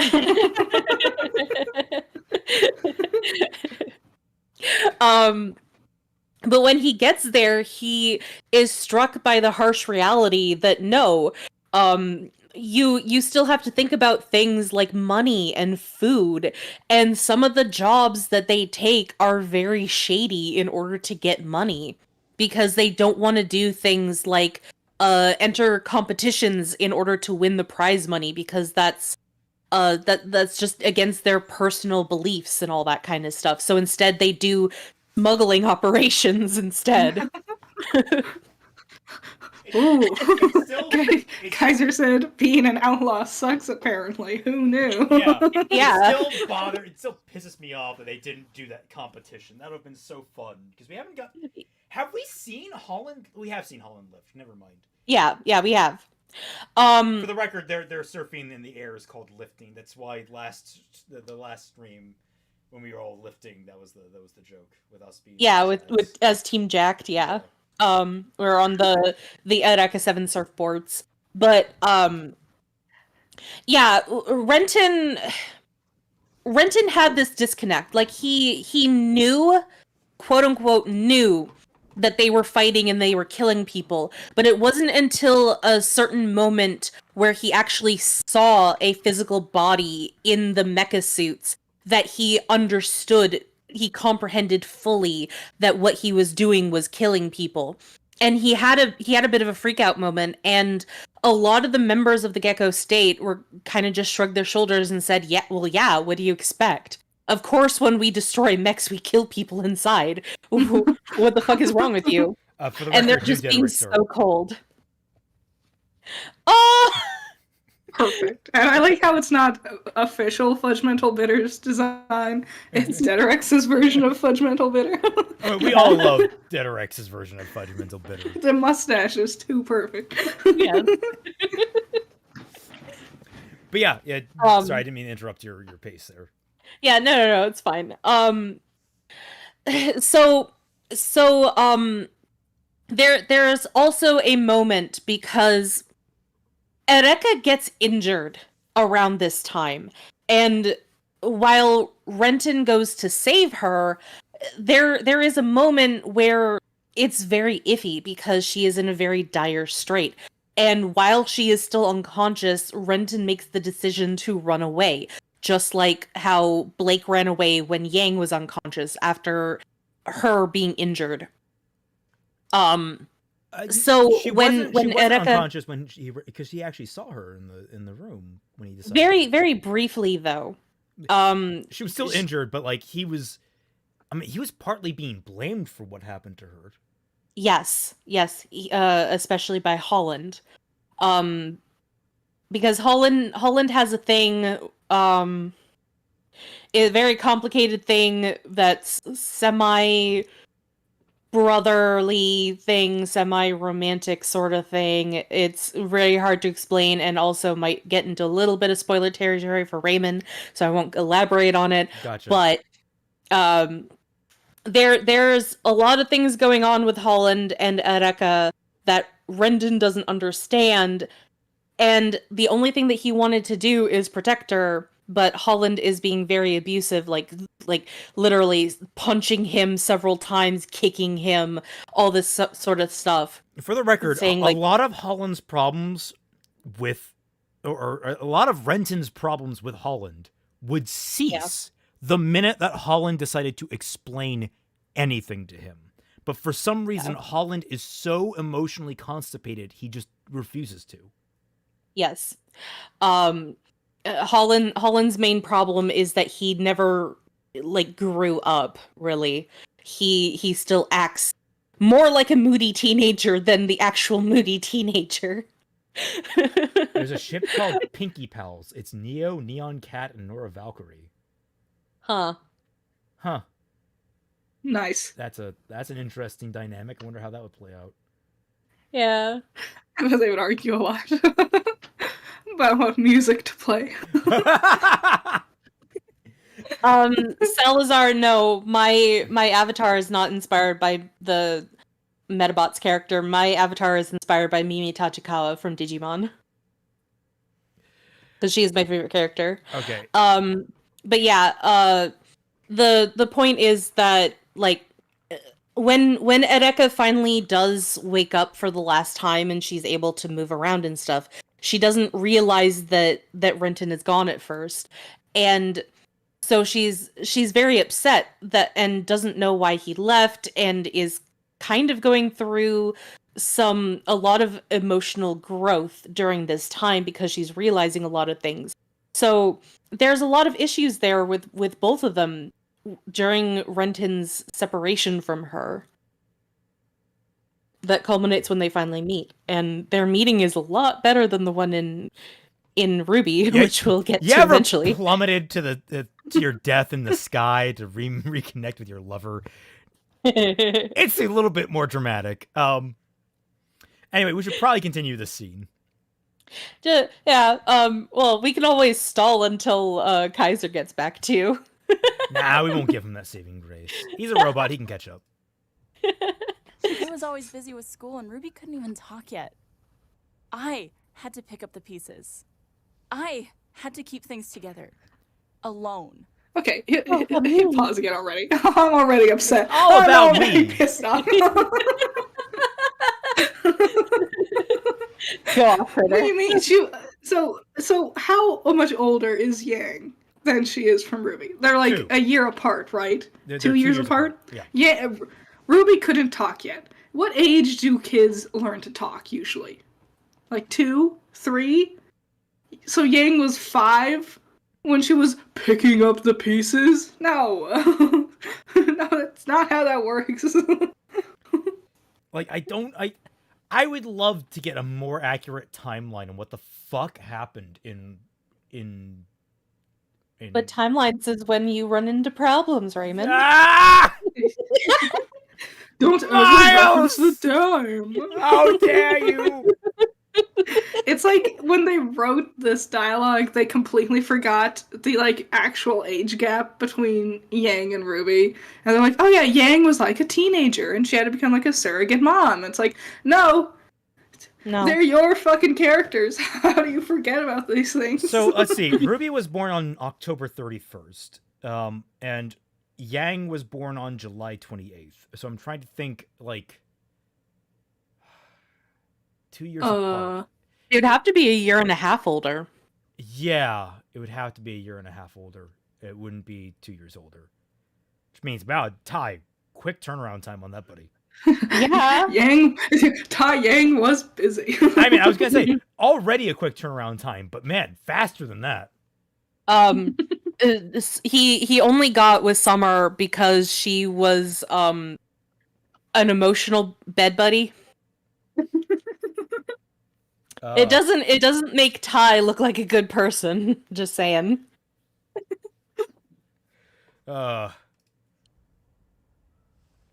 Weiss, if you have something to say, then say it. Also, everything she just said had nothing to do with Blake. Like, she didn't mention Blake. She was just like, your life was perfect because you're rich. My life was tough because my mom abandoned me. And it's like, we're obviously talking about Blake here. Why did we start with your mommy issues? And I know it's because her mommy issues is, like, the root of why Blake abandoning her was the problem. But if that's where we're, like... It's like if they did it backwards. Like, start with Blake abandoning you, and then explain that it's because your mom abandoned you, and that's why it hurts you so much. You don't start on the mommy issues thing, and then backpedal to Blake. You do a circle. Learn how to write, assholes. It's so basic. Bad writers always get to the core of the issue first. And I know, because I'm struggling with that with one of my characters that I'm trying to flesh out while I write my novel. And I know Raymond had a problem with it too. Kaiser has a great comment. Oh, what? Kaiser has a great comment where it says, would Yang even be this self-aware about how her issues ties to Blake? Okay. And I think that's a great, like, that is actually one of those things where it's like, you have to question how self-aware a character is of their own problems. Like, that's one of the things that I struggle with so much is, are characters keenly aware of where their issues are coming from, or is it something more subtle? I like to imagine that most adult people in the world are relatively self-aware about their problems. But I can't honestly say that's the case. I mean, myself, going to therapy, have unearthed things. I'm like, oh, that's probably why. And it's like, well, yeah, no, you're not immediately going. But the question is, how do you build a character that is that way? Because that takes a lot of different layers, and like folding them together isn't always so seamless. So yeah. It's implying Yang knows she has abandonment issues, but she also hasn't ever openly addressed these issues. She's kind of putting that all on Blake, which would be very good if the writers were fully aware of that, but I'm not sure if they are, which is kind of the problem. When I was 10, my dad finally admitted to my mom that the only reason he married her was for the family name. So she's doing the Yang thing. Unrelated story in order to get to the point. Also, that line has confused so many people. So many people think that Jacques married into the family, and he's not actually... Like, Weiss is implying Jacques' not her blood father. He just married into the family after, when she was 10. And I've had to explain so many times, like, no, he married into the family and took the last name rather than going with his last name. That's not what the scene is saying. They just worded it poorly. Men can't change their last names. That's impossible. Only women can change their names when they get married.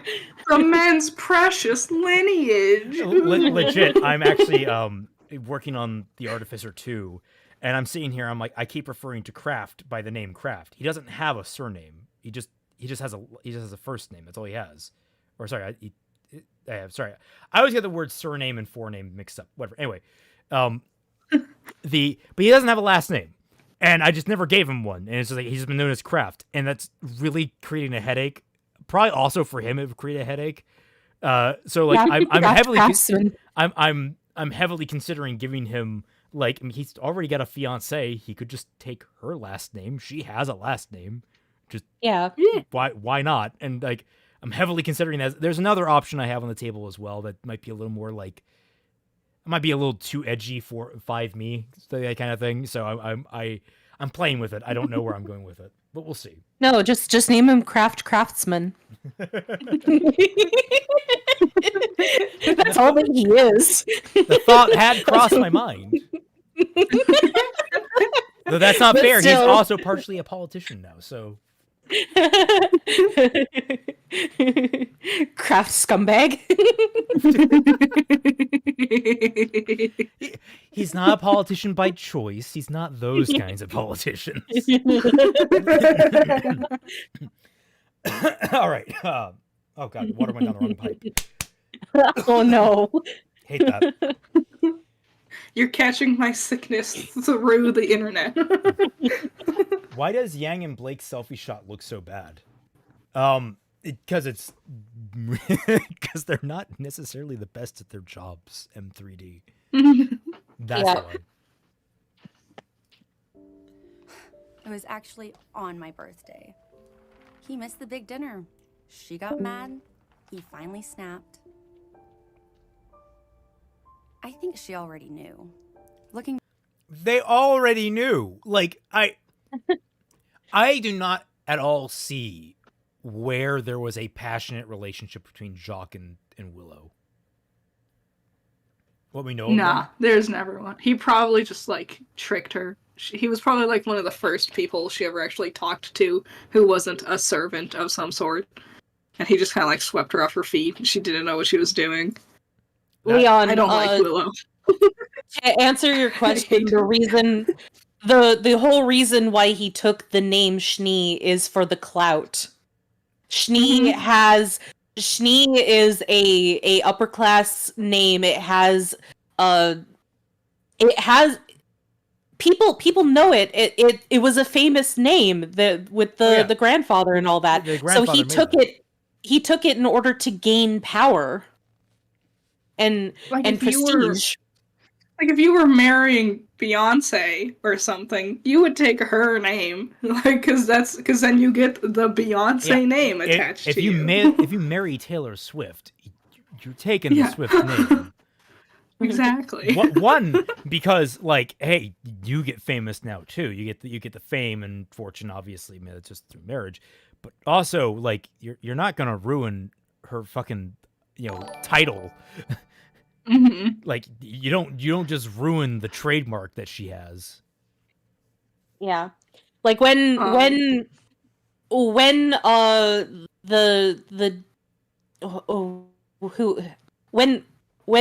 current king never mind, I'm going off, but when the queen and the king had married of England before they died, he had taken her name and her status because she was more powerful than he was. That was my point. I'm sorry, I butchered that so bad. Don't worry. I was like, I believe in you. You got this. Soapbox critter, always there to support you. My support animal. I'm the number one cheerleader. Yeah. No, this whole scene, it's like, because I remember being like, oh boy, they're gonna talk about Blake. We're gonna talk about a main character and their relationship to her. It's Yang and Weiss. This is perfect because Weiss already had her development with Blake in the first volume. Now Yang can develop, and instead they sit there and babble on like lore backstory exposition that, while important to know, didn't need to be talked about right now. And I'm just like, talk about the cat bitch already. What are you doing? But we have to get the foreshadowing to her family's past in there somehow. Just like how in the other scene with Blake, they had to shoehorn in Yang's past in there somehow. It's the exact same issue. I like how we had a whole ass volume where Weiss was at the Schnee Manor, and we could have seen this relationship that she's talking about between Jacques and Willow, and instead they didn't do any of that, and now they're throwing it in as very poorly done dialogue the next season because they realized they dropped the ball the first time. Yeah. Every line of dialogue in RWBY is meant to just retroactively fix something they didn't do properly the first time the season beforehand. They've been at this for 4 to 5 years already, and they still are very amateur writers. They don't know how to roll with the punches, man. They don't know how to roll with their own mistakes. You gotta have that. Rooster Teeth should have just been like, here, take a writing class. For like, we're gonna pay you to go and take a writing class. Please do it. I don't know how much that would have helped. Miles mentioned one time that he read Save the Cat, or was reading Save the Cat, and I'm like, 1, that's like baby's first step. 2, Yes. I don't believe you. No. They have yet to save one cat in this show. I do not believe you. Like, You just look at Blake. it is baby's first, but also, like, there's a difference between like Save the Cat and like Save the Cat writes a novel and like Save the Cat goes to the movies, and I think that he should have read like all of those books because he needs it so bad. And I think Carrie might be worse. And Oh, dear. Carrie's never expressed any kind of thing about like updating his writing skills like that. And based on the one episode he wrote and directed in Volume 9, I'm like, I think all the writing problems have been, or at least a lot bigger majority than I initially thought, I think come from Carrie, because his dialogue is absolute garbage. Oh dear. Really, I find that interesting because in my experience, I had always had a higher opinion of Carrie as a writer than I did. Like he always feels to me like he's much more kind of just roll with the winds kind of guy. So I don't think it's because he doesn't talk nearly as much as Miles. might Like be. Miles is a lot more chatterboxy, and so it's easier to look at him and then blame him for stuff. But Carrie only wrote episode 1 of Volume 9. Kaiser's here for Kaiser! Yay, my favorite robot. Get your Yeah. But yeah, I'm sorry that I'm late. minute. After real life things, I was hanging with friends and playing a cooking game with them that they wanted to show me. I lost track of time. Oh, Also, we got our times wrong, I think. So yeah. Okay. Yeah. Okay. So it was everybody's Um, fault. Woo! Yay, everybody. Oh, everybody's to blame, especially the kids that Raymond Tolley once beaten up, right, guys? Okay. Look, even I have limits. But anyway. Yeah, sorry I'm late, people. But anyways, though, to get quick thoughts about the scene out of the way, because I know I feel like I'm interrupting something. Okay, I don't want to repeat anything that we've said, but that y'all have said before. But what I want to personally pose is going back to the question that I posed in the chat that Critter mentioned, that would Yang even be self-aware at this point to even acknowledge like her problems like this? And I feel like this really speaks to a very big problem here, because this goes back to what I always say about emphasis, like I said in my Bumblebee video. What a character mentions, what the story chooses to have a character mention, is very important, because it shows what priorities the story has for them in their development. By front-loading Yang's core issues at the very beginning of her sentence here, whatever the fuck, when we just started just talking about Blake, even though the whole thing is that it basically gives the impression that she isn't as broken up about Blake as the show wants us to believe, which to an extent is the point. But the problem is she shouldn't be knowing about that. If at that point was even the point of having Weiss break her down here, right? It makes no it makes no sense. So when you do this, no wonder. Now I'm thinking about it. No wonder Yang barely has a problem with Blake at the beginning of Volume 6, as if none of this shit ever fucking happened. Why would she? At this point, all of her problems are basically resolved because she already knew the answer. And she's not supposed to know the fucking answer. That's why you have these two characters, these two bumble bitches talking to each other. That's the whole point of this. It's Yes. yeah, that's part of it. I'm sorry if I sound like a madman. No, you sound like I hope that made sense. Fuming. you sound like a very On the way rational back man in a home. mad world. My God, just the image of him behind the wheel of a car, just like fuming over his. You fucking bumblebee. Get on it, Denorex. I've been waiting this entire time. All right. I got to call you out on this. It's not chill to ask a fan artist exactly what to draw. We've gotten some great art out of Denorex, but let his inspiration carry him where he wants to go, man. Like he's got some great images. The images will come naturally to mind. If it's something good, I guarantee you, he'll draw. I know. I'm joshing. I know. Since we're on the topic of Denorex, there was a couple of weeks ago where he asked me a question about fractured fairy tales, and I am so sad that I never got to answer it, so I'm gonna do it now. He asked what kind of a faunus that my version of Yang was going to be. She's going to be a fox faunus because the original story for Goldilocks and the Three Bears, Goldilocks was actually a fox called Scrapefoot. So I thought that I would mix Scrapefoot with the Japanese concept of a kitsune. So she would have silver hair normally until her semblance gets activated, and then she becomes a golden fox, just like in Japanese mythology. That is my answer. It's a cool one. It's a really cool idea. All right, well, we've been on this scene for like an hour and a half. Let's keep going. Yeah. That, I think I knew too. But hearing him say it finally pushed her over the edge.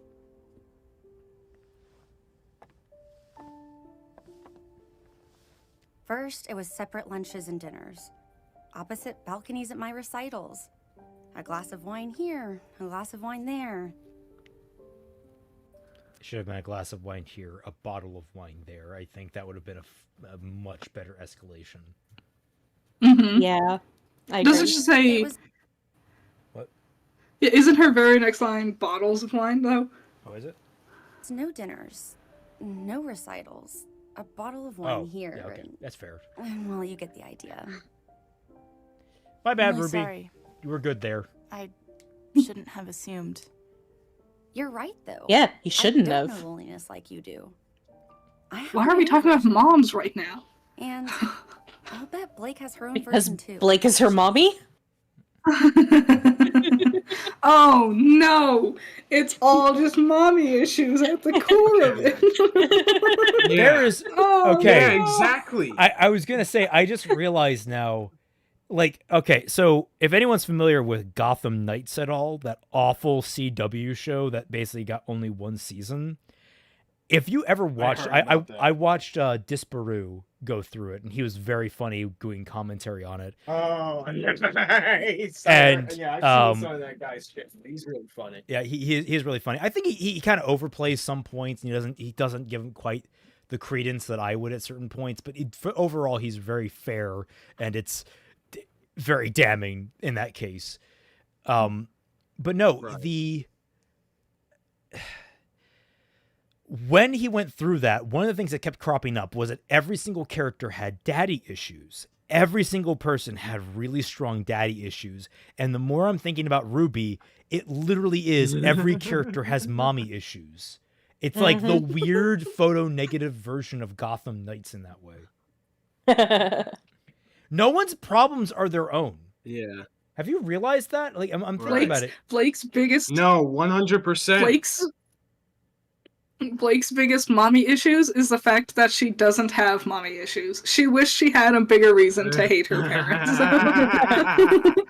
Well, her mommy issues is the fact that she married into the White Fang, and so her child got really into the White Fang, so that was her mommy issue. Blake's mommy issues is that everyone There thinks we that go. Blake's mom is hotter than her. And the thing is, See, she's I not was wrong to thinking have that, those issues. but I wasn't gonna say it. Yes. No, But like another I think another issue, sorry, in regards to this thing, because I'm keep going back to Yang being as aware of all of this stuff as she is, right?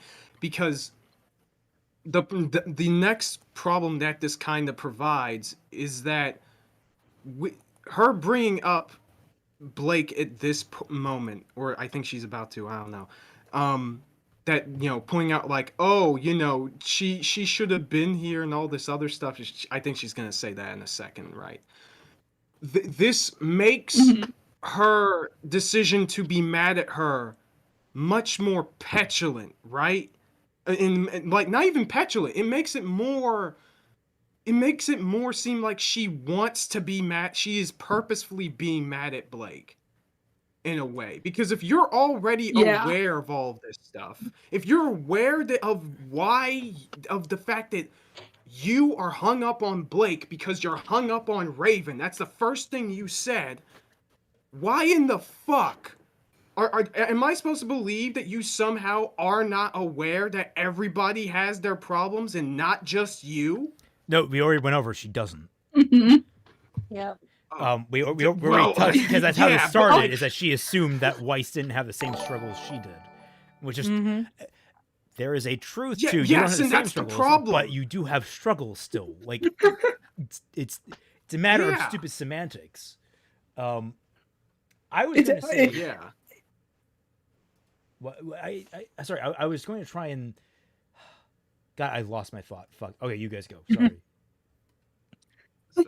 I was gonna say, Weiss transitioning this dialogue into Blake is so bad, because she's like, It's so clunky. Yang's like, well, I'm sorry, I shouldn't have assumed. And Weiss was like, no, but she had her reasons. Oh, and I bet Blake does too. And it's like, that's how we're getting to Blake? I was going to say. No, my mom had reasons to become an emotionally reclusive alcoholic. Blake has her reasons for abandoning you too. Which is why we never. That's a leap.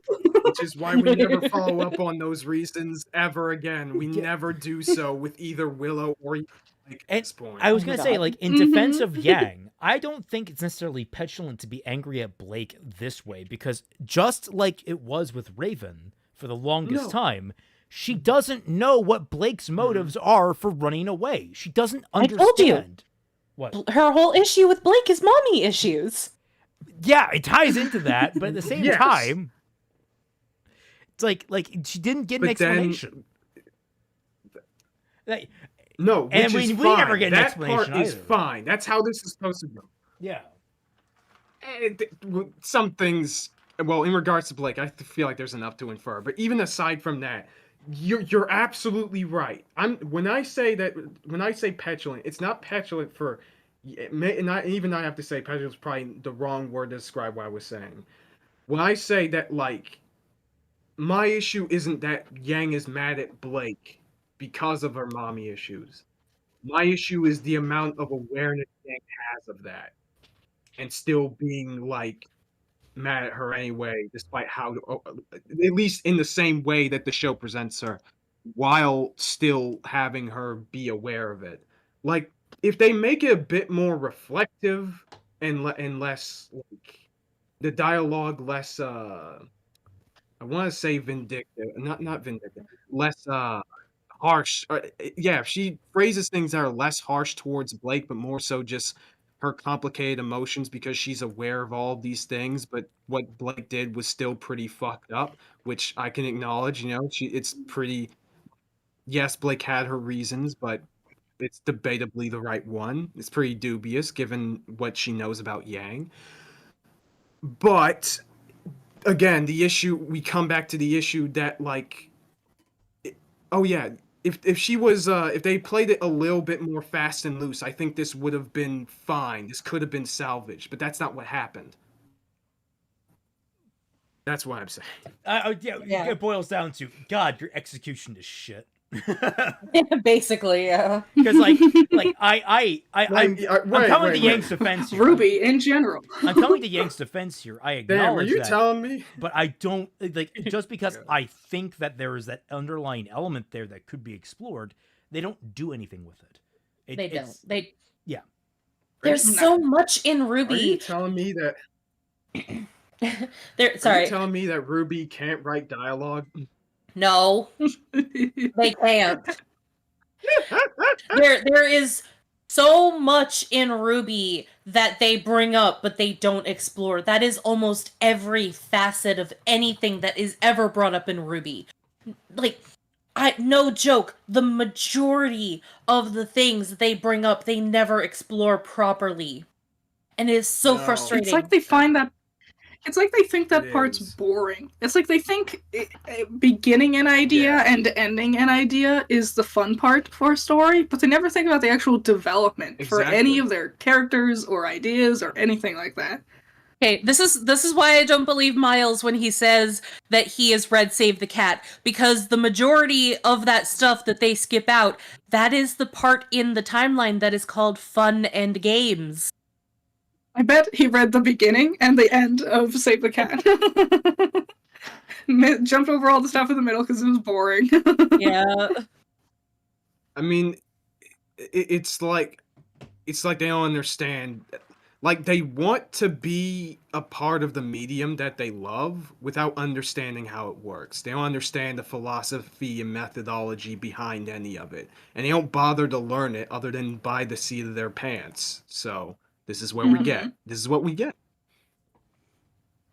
Save the Cat is a book about teaching somebody how to craft a story from start to finish. Yeah. It's a very easy method. There are many different methods. Save the Cat is only one method of. It is a very simplistic and easy to understand and follow method, which is why it is so popular. Yeah, the title alone It's like indicates the one of the core conceits of it. What's the quickest, easiest way for us to immediately emotionally connect to a character as a hero? They save a cat from a tree. Yeah. They save a cat from a tree. Yeah. That's the core premise. A cute, cuddly, innocent animal gets saved from a dangerous situation, or even just a risky one, by the character, and suddenly the entire audience is behind that character for a lot going forward. Just because Even a villainous character. Yes. What? Yeah. Even a villainous character. If a villainous character is seen doing their Save the Cat moment, the audience will automatically empathize with them a lot more, even if they end up doing a lot of shitty things. Because we know that deep down there is some aspect of good in them. Hi, like Eureka 7, how's it winger. going? Good to see you, Beams. Yeah. Yeah. You've only been a surrogate parents to the main character. It's like, oh wait, it's another fighting. Oh, that's sad. Yeah. Yeah. Which, can I just say, much of what you pointed out with that plot line in Eureka 7 with the beams, it reminds me so. I think this might have been the direct inspiration as well. It reminds me of what they did with the main character Amuro. From the original Gundam, because they had a very similar plot line back then. Keep in mind, this was made in 1979, where, like, the main character, he's been dragged into a space war, fighting space Nazis, as you do. He kills a bunch of people, not too happy about it. He constantly has to fight these guys off so that him and all the other civilians that were dragged into the war don't get fucking vaporized. He gets dragged into fights constantly, barely rests. Because of the tense situation, nobody really has the time nor the care to really consider his feelings. And so, after getting smacked up a bunch of times and just him not being appreciated, Amuro just dips into the desert, taking the Gundam with him, and he meets basically one of the captains of the opposite side of the army, Ramba Ral. And Ramba Ral becomes a sort of surrogate father. But what happens kind of goes the same way as the Beams did in Eureka 7. You know, Ramba was the only person who appreciated Amuro and saw him as a person and not just as another soldier or a weapon. But at the end of the day, his friends are still on that ship, so he kind of has to go back. And unfortunately, he had to kill Rawl. Or, well, Rawl had to be driven to kill himself out of loyalty for Zeon, but details. The point is, that tells you a whole lot about how bad Amuro had it beforehand, especially since his father just wasn't around because he was more focused on his project than him. Yeah. So. If anyone needs a good nap, go ahead and check out Gundam 79.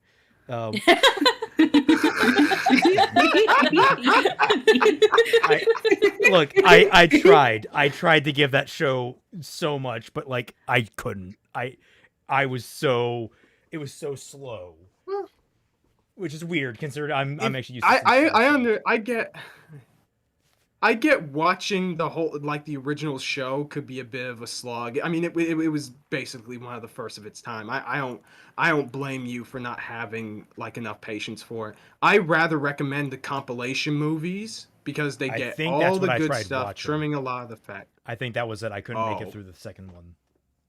Oof. I made it like halfway through before. Well, I was like, Raymond, maybe you should consider.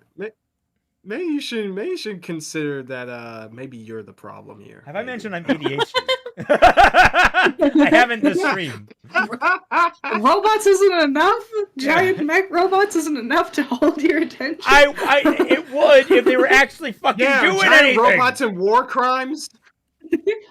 Listen, giant robots and war crimes, that's not good enough for Part of it I think also didn't help is I saw Gundam Seed, and Gundam Seed is basically a retelling to some extent of that arc of that opening storyline. But less good. Anyway, I don't know. I thought Gundam Seed was all right.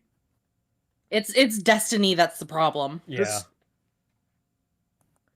Debatable. Like the start of Seed, I agree, is decent, but the second half of it, and especially when we get to Destiny, is unbearable. Gundam Seed got really fucking weird for me when the most like romantically compatible characters were siblings.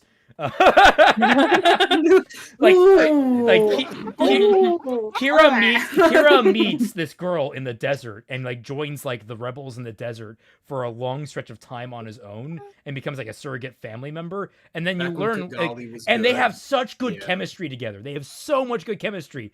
And like you kind of think it's leaning towards, oh, maybe they're gonna get together, and then you learn they're siblings. They find out they're siblings, and I'm sitting there and I'm like, why would you do this to me?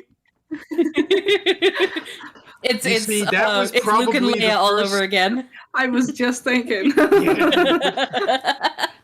That was probably the first step that started to ruin like Kigali's character. With the first nail in the coffin was that.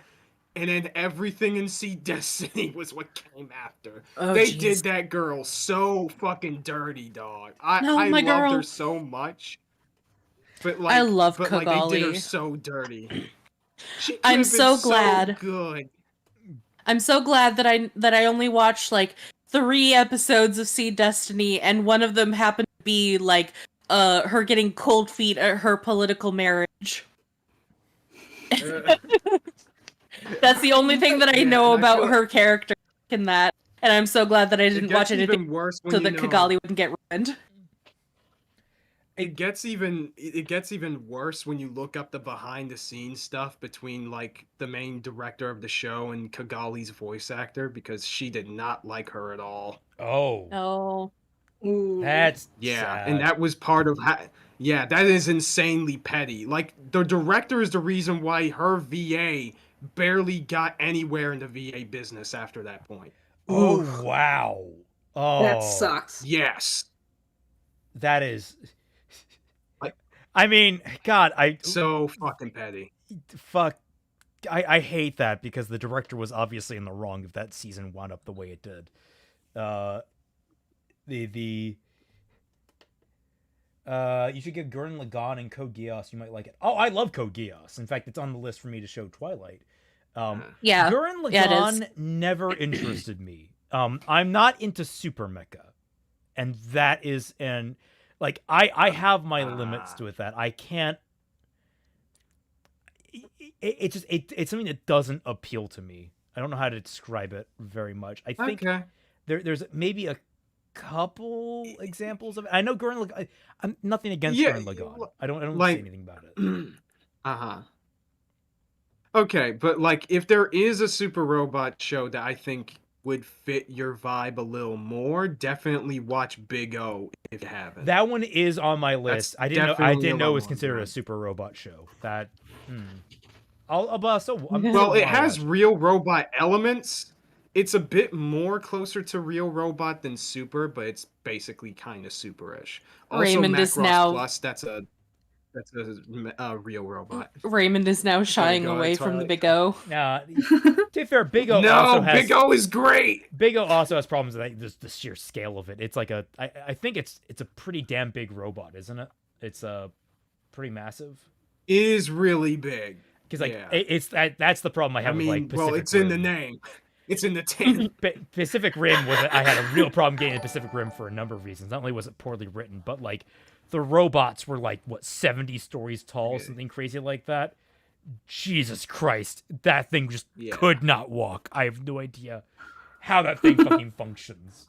All right, we're here for RWBY, so let's get into Big O is Batman Gundam. We're not here to talk about better shows. Doesn't have to be alone though. I was it sucks because it's so hard to care about RWBY, especially Volume 5. Why do you think she did that? She chose to abandon us. Yeah. Fuck off, Yang. Okay, like, what what happens when you learn that Adam literally swore to kill everything that she loves? Which means, look, I get that there's a lot of logical stupidity between her choice, but I can understand from an she didn't hear that. She was unconscious at the time. But if she learned it later, it's like... oh, God. If she learned it later as like, oh, well, Adam was threatening to kill everything I loved, so I tried not to be around the things I loved so he wouldn't know where to strike. It's like, oh, wow, that's an incredibly considerate fucking thing to do. Like... How do you square that circle, Yeah. Also, the other three got to get swept away by their family. You know, Mommy and Daddy showed up to take the other three girls back home to like take comfort and rest. Blake had to go on her own volition to Mommy and Daddy to rest. And you're mad at her that she had to choose to get that same comfort that you were just given because Tai Yang is friends with all the teachers at Beacon. Fuck off. She had to go on a boat for like 3 months. It's so entitled. Also, Yang is such an entitled bitch.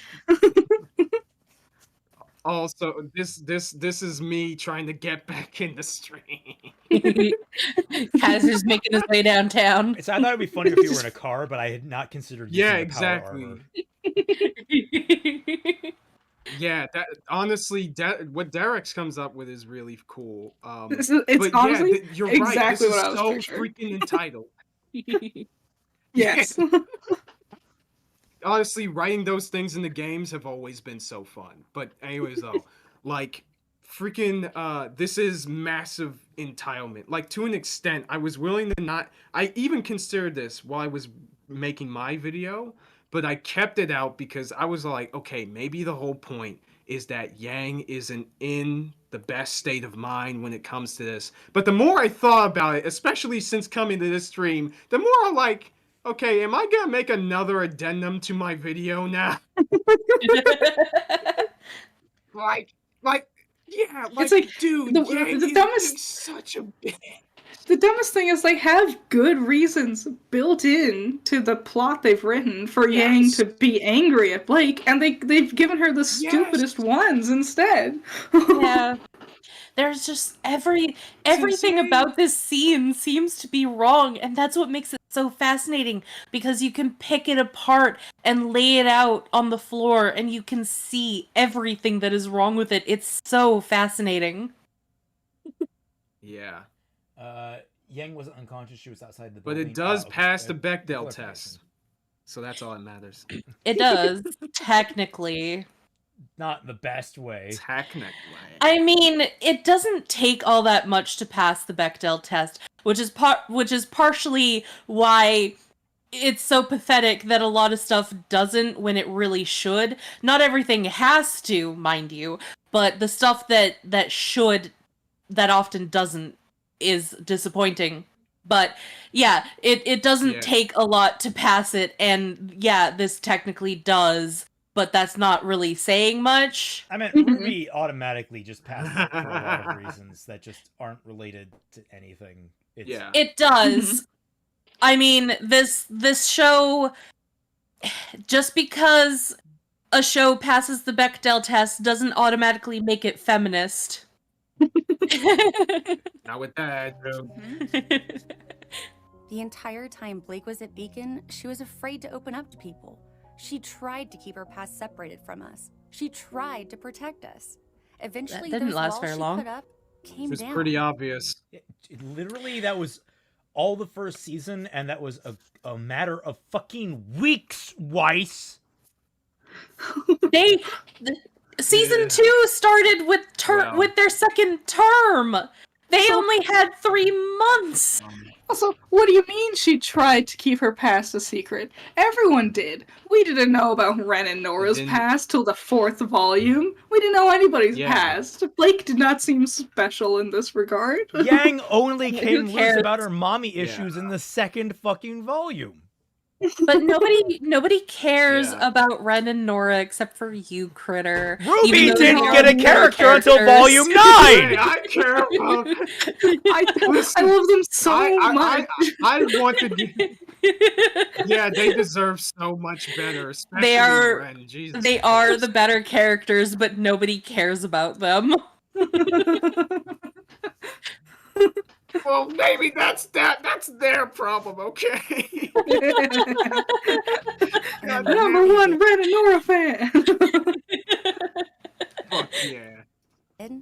Watch my 2-part videos, by the way, guys. Actually happened. The universe proved her right. No one blamed her for anything. If she had just talked to us, she would have known that. How could it be? But that nobody for her talks she to doesn't anybody like in me? RWBY, Yang. Yeah, nobody talks. Yeah, but The fact that you guys are talk to talking right anybody. now You never is a talk to fucking miracle. anybody. Also, Yeah, you never talked to anybody about your issues except for Blake, and that was out of the freaking blue. That barely even freaking that barely, realistically speaking, had anything to do with what Blake was having going on. The fuck are you talking about?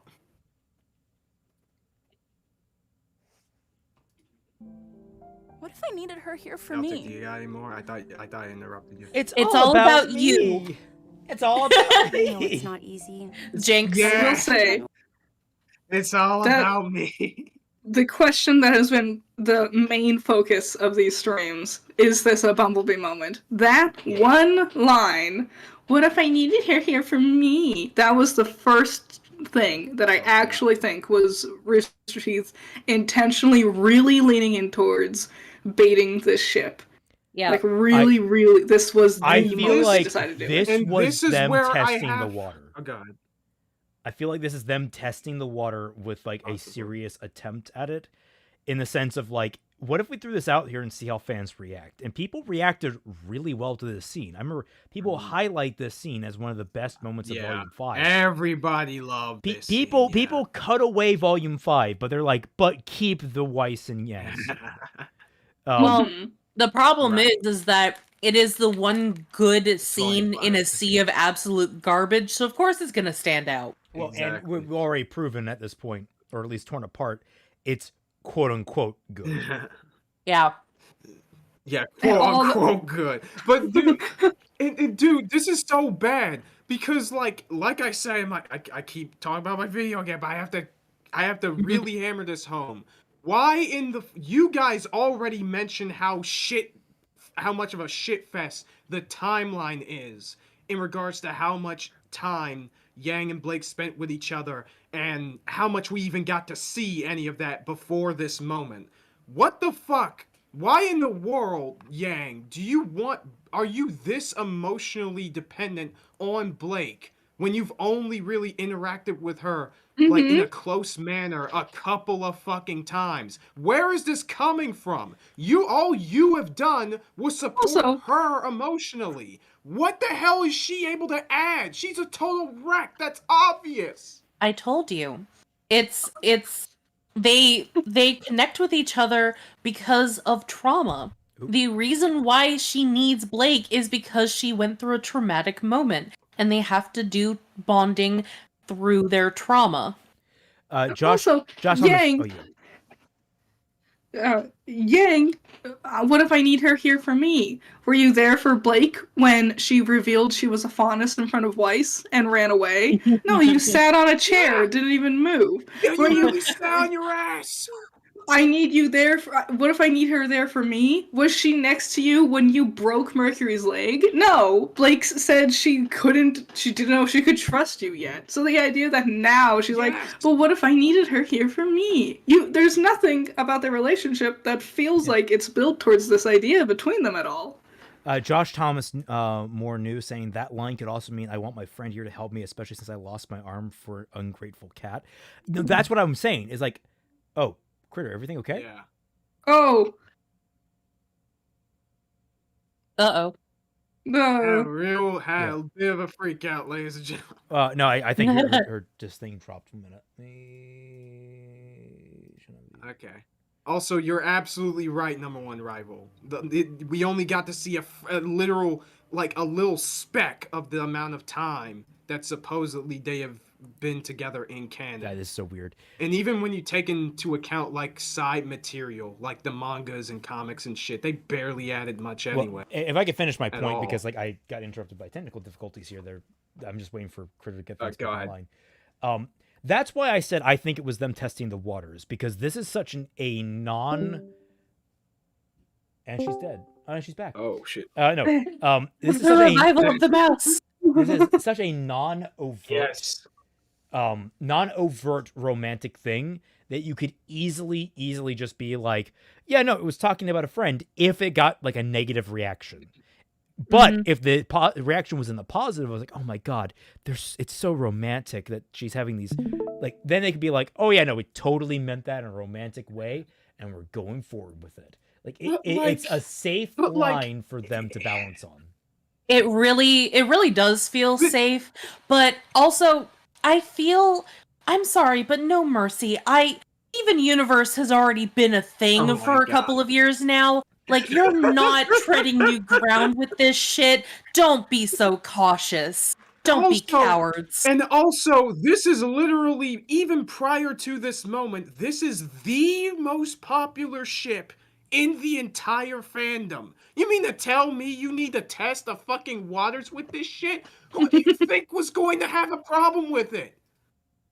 A legitimate question. What? Can you again? How in the fuck? Can you all hear me? By the way, Yeah, we can hear you now. Okay, Yes. good. I don't know what happened. So for comparison, in the RWBY in RWBY on AO3, tagged Blake Belladonna / Yang Xiaolong, 7,886 fanfics. Lower than I thought. That sounds about right. Ruby Rose / Weiss Schnee, 5,688. So a 2,200 fanfic drop. The next closest is John / Pyrrha, which for the record is a basically confirmed ship. I mean, like, I know it was like the last minute, kiss, whatever, but it was basically confirmed. Yeah. 2,410. Damn! Golly! And what about Ren and Nor? Let's put the next nail in that line, coffin, too, next Matt, in while line we're is at it. Crow Branwyn and Clover Ebby with a flat 2,000. Then below that is Lyren and Nora with 1,818. 18,000. Yes. Oh. I always want to say 1800, but my brain wants to say 1,000, so it's like mixes in.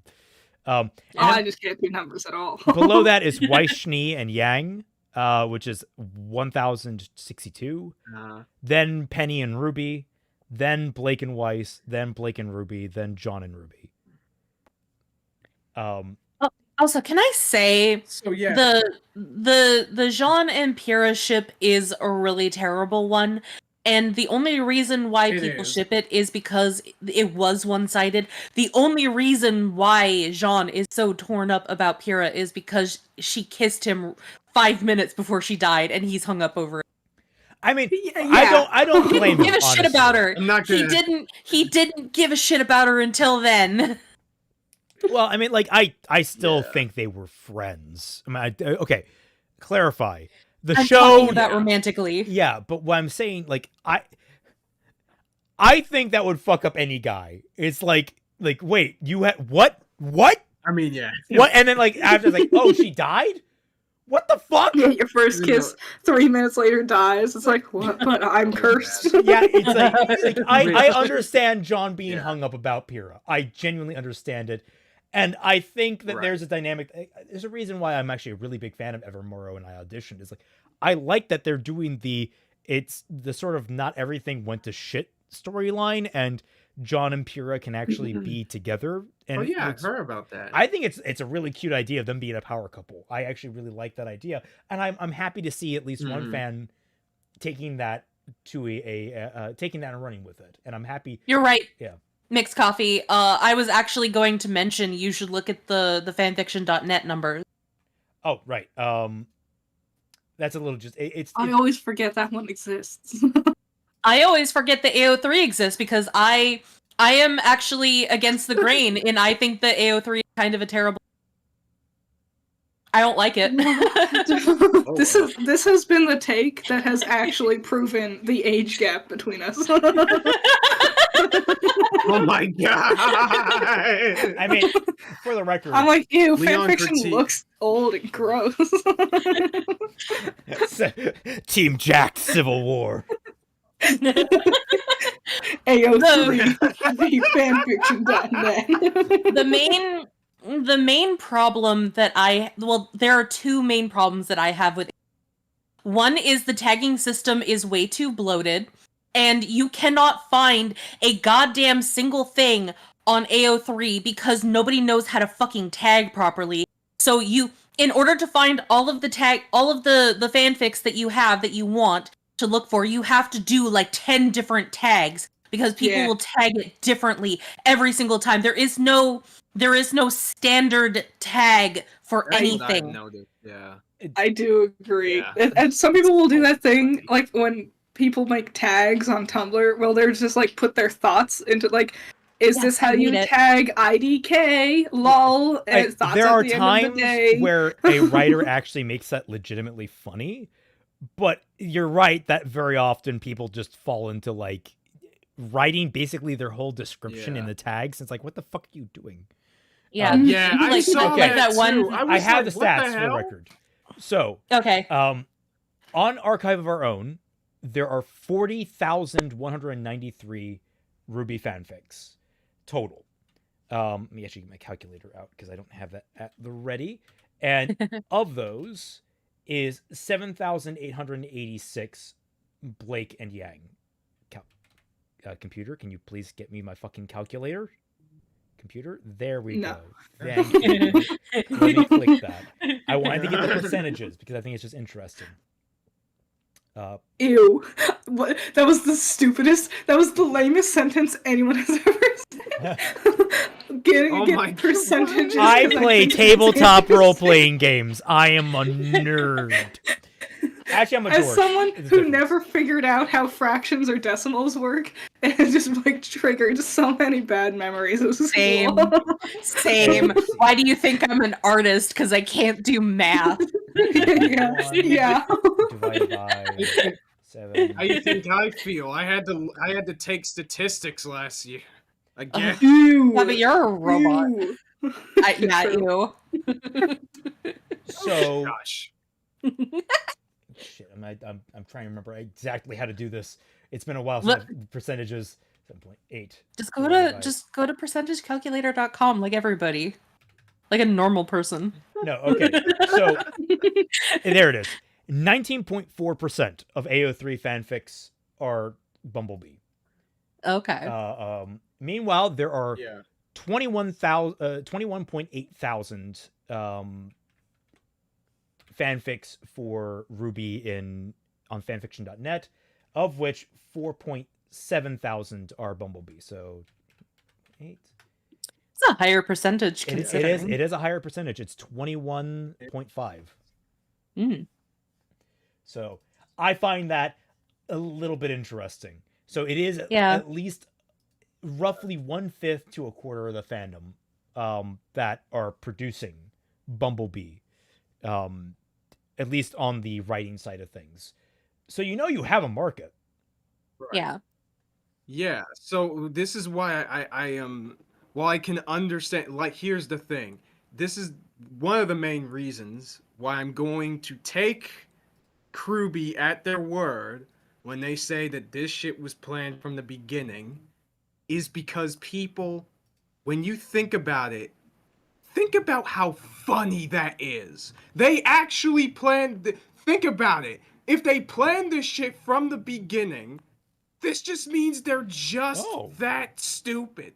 They are so stupid that they actually want to test the waters this much, even when they had nothing but positives going on in their fandom. Isn't that funny? Just out of curiosity, I just decided to check the White Rose. Don't worry, I'll put $1 in the jar. It has 500 more fanfictions than Bumblebee on fanfiction.net. Oh, it's actually more. That's interesting to me. That spread. Honestly though, I kind of see it. For some reason. I feel like fanfiction.net writers are more leaning towards RWBY and Weiss, where I could totally see a lot of AO3 writers being more about Bumblebee. Fanfiction.net does have more like meaningful stories, where AO3 tends to be more fluff related stories from what I've seen. That's also another reason why I don't like it. But to finish my point about major issue, the other issue that I have is that people on AO3 are allergic to actually giving feedback a lot of the time. I hate it. Oh, really? Because they have the kudos system, people will just prefer to leave kudos instead of like actually giving the author any kind of feedback. So I prefer fanfiction.net because I actually want to know what people think about my stories that I write. That's well, now I know which website to put my story in once I have it done. I mean, a lot of people cross-post. Fiction Press? Yeah. I've cross-posted my fanfics onto both websites. If you're going to publish your original story, though, either Fiction Press, which is the original story side of fanfiction.net, or you can go to Wattpad. There are some other dedicated ones as well. I know I Campfire out there. Yeah, you can also publish on Campfire. Oh no, the one I'm thinking of is something different. Okay, cool. What was it? I'm trying to remember at this point. I don't even go there anymore. I posted Raid Shadow Legends site. No.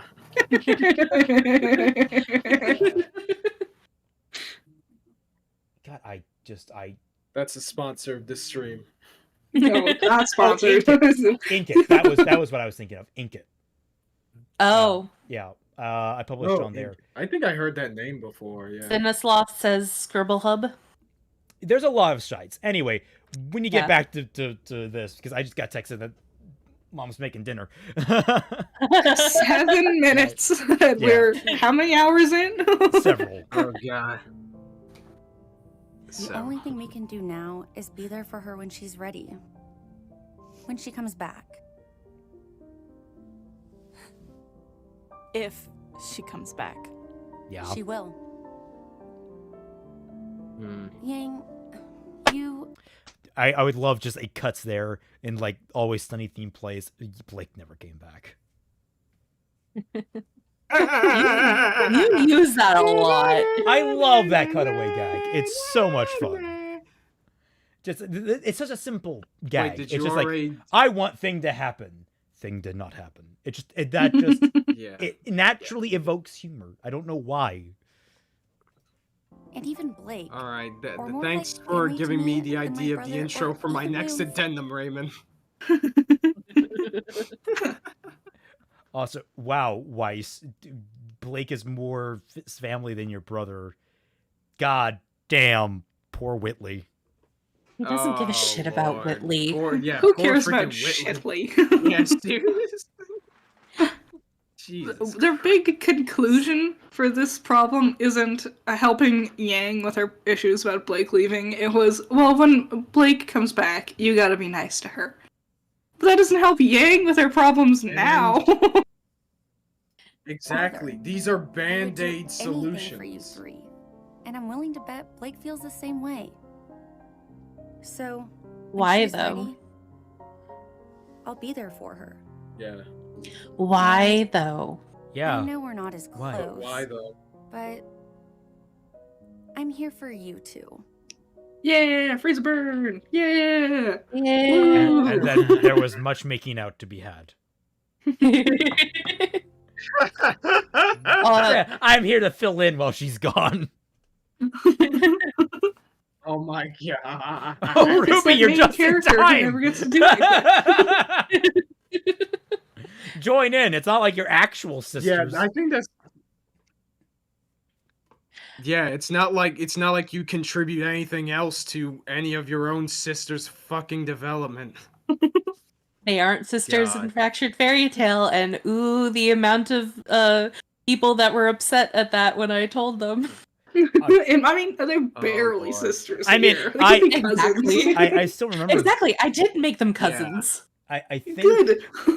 the person that actually coined the term enabler, the story that was based on was it was a visual novel, and in that I'm pretty sure they're not at all blood related at all. They're actually just adoptive sisters. So like the option to romance Yang in that it's a little more like, you know, come help me, step bro, I'm stuck in the washing machine. No.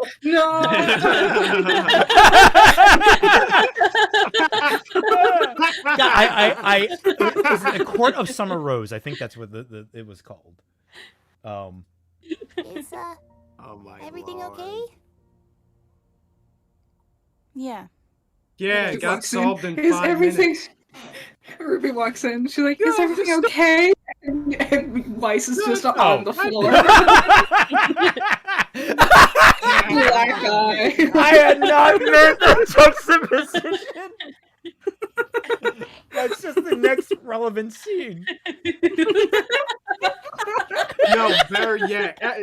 He just comes in and is like, "Is everything fine?" And she finds like Yang is gone, and she's out of a window, and you see Weiss in the corner with a bloody rapier. Everything's Why- on fire. Why did I choose this scene exactly? Yeah. I'm trying to think. I don't know. Is This it has nothing. is it maybe because I thought that you could make an argument that she's remembering back to Beacon seeing this? I think maybe You that'd be the once argument. again had you once again had to throw in your favorite little Mercury jump into the Yeah, that's so good. Let's watch I love- that again. I love how Mercury's just being very polite and just standing there waiting for them to be shocked. Where did you come from? Oh yeah, that was literally it. It was. I think it was like, that was Where'd my you only go? justification. Is like she's remembering back to. Oh my god, look at what- where what- you stopped. Yeah. Look at her half-lidded expression. It's I'm great. more distracted by the paintings on the walls that I have never seen before. What the fuck? When have they been there? So that is- that is was the I never Japanese- noticed them. The Japanese wave. Japanese wave. I want that winter photo. That looks really nice. Eh. They should have just done the one repeated painting of the Forever Fall Forest, like how they did back in Beacon, that everybody had in their dorm room. So yeah, Yeah. the first time locking Yeah. eyes. Oh, she immediately says Yang's name. She Yeah. makes no acknowledgement of RWBY or Weiss in the room. Yeah, she looked at them, but she said Yang's name. Right. Yang, So, please, what was quick, that run about for your testing the feelings. waters? Yeah. Yang, remember we have more important things to do right now. Quick, before we have an emotional moment. Yang, get back! Yang, I'm the one with Yang, super get back in the speed. plane! You need to run past them. Why? Yang, Wait. get back in the Why was it that Yang needed to go? Also, I don't know. I'm still confused there's no why reason. Yang needed to be the one to go down there. Like, no one else was... Also, Because RWBY read the script. Because RWBY read the script, that's why. Also, we could tell based on your compilation here that there was only one scene with Blake thinking about the others, and it included her also thinking about RWBY and Weiss. So why is Yeah. Blake the one being like, Yang? OMG, is that you? It's a good question. What? Like, we haven't seen her... I'm trying to recollect all the scenes we had with Blake and Menagerie. I don't think a single one she's focused on Yang at all. No. Yeah. It's just suddenly she's focusing on Yang here Oh. for some reason. It's so It's a lot of Ilya. weird. Exactly. Also, I love this jump. No. We needed the scene with Ilya to demonstrate that she wasn't going to get with Ilya, but she was still into women. But she wanted Yang instead. I Ooh. love how stupid Emerald is. Literally, I have a ranged weapon that can bind people. I'm going to lunge for you instead. Oh, that's that end of that scene. Then we cut to You outside. can try and make me regret coming here, Adam. But honestly, Oh, Lord. I've got more important things to deal with. Yeah, I included that, I think, because it's like, oh, Adam and the fall and that sort of thing. I don't get any Bumblebee vibes from that. No. Nah. Oh, boy. I think there's a few people who could use yours.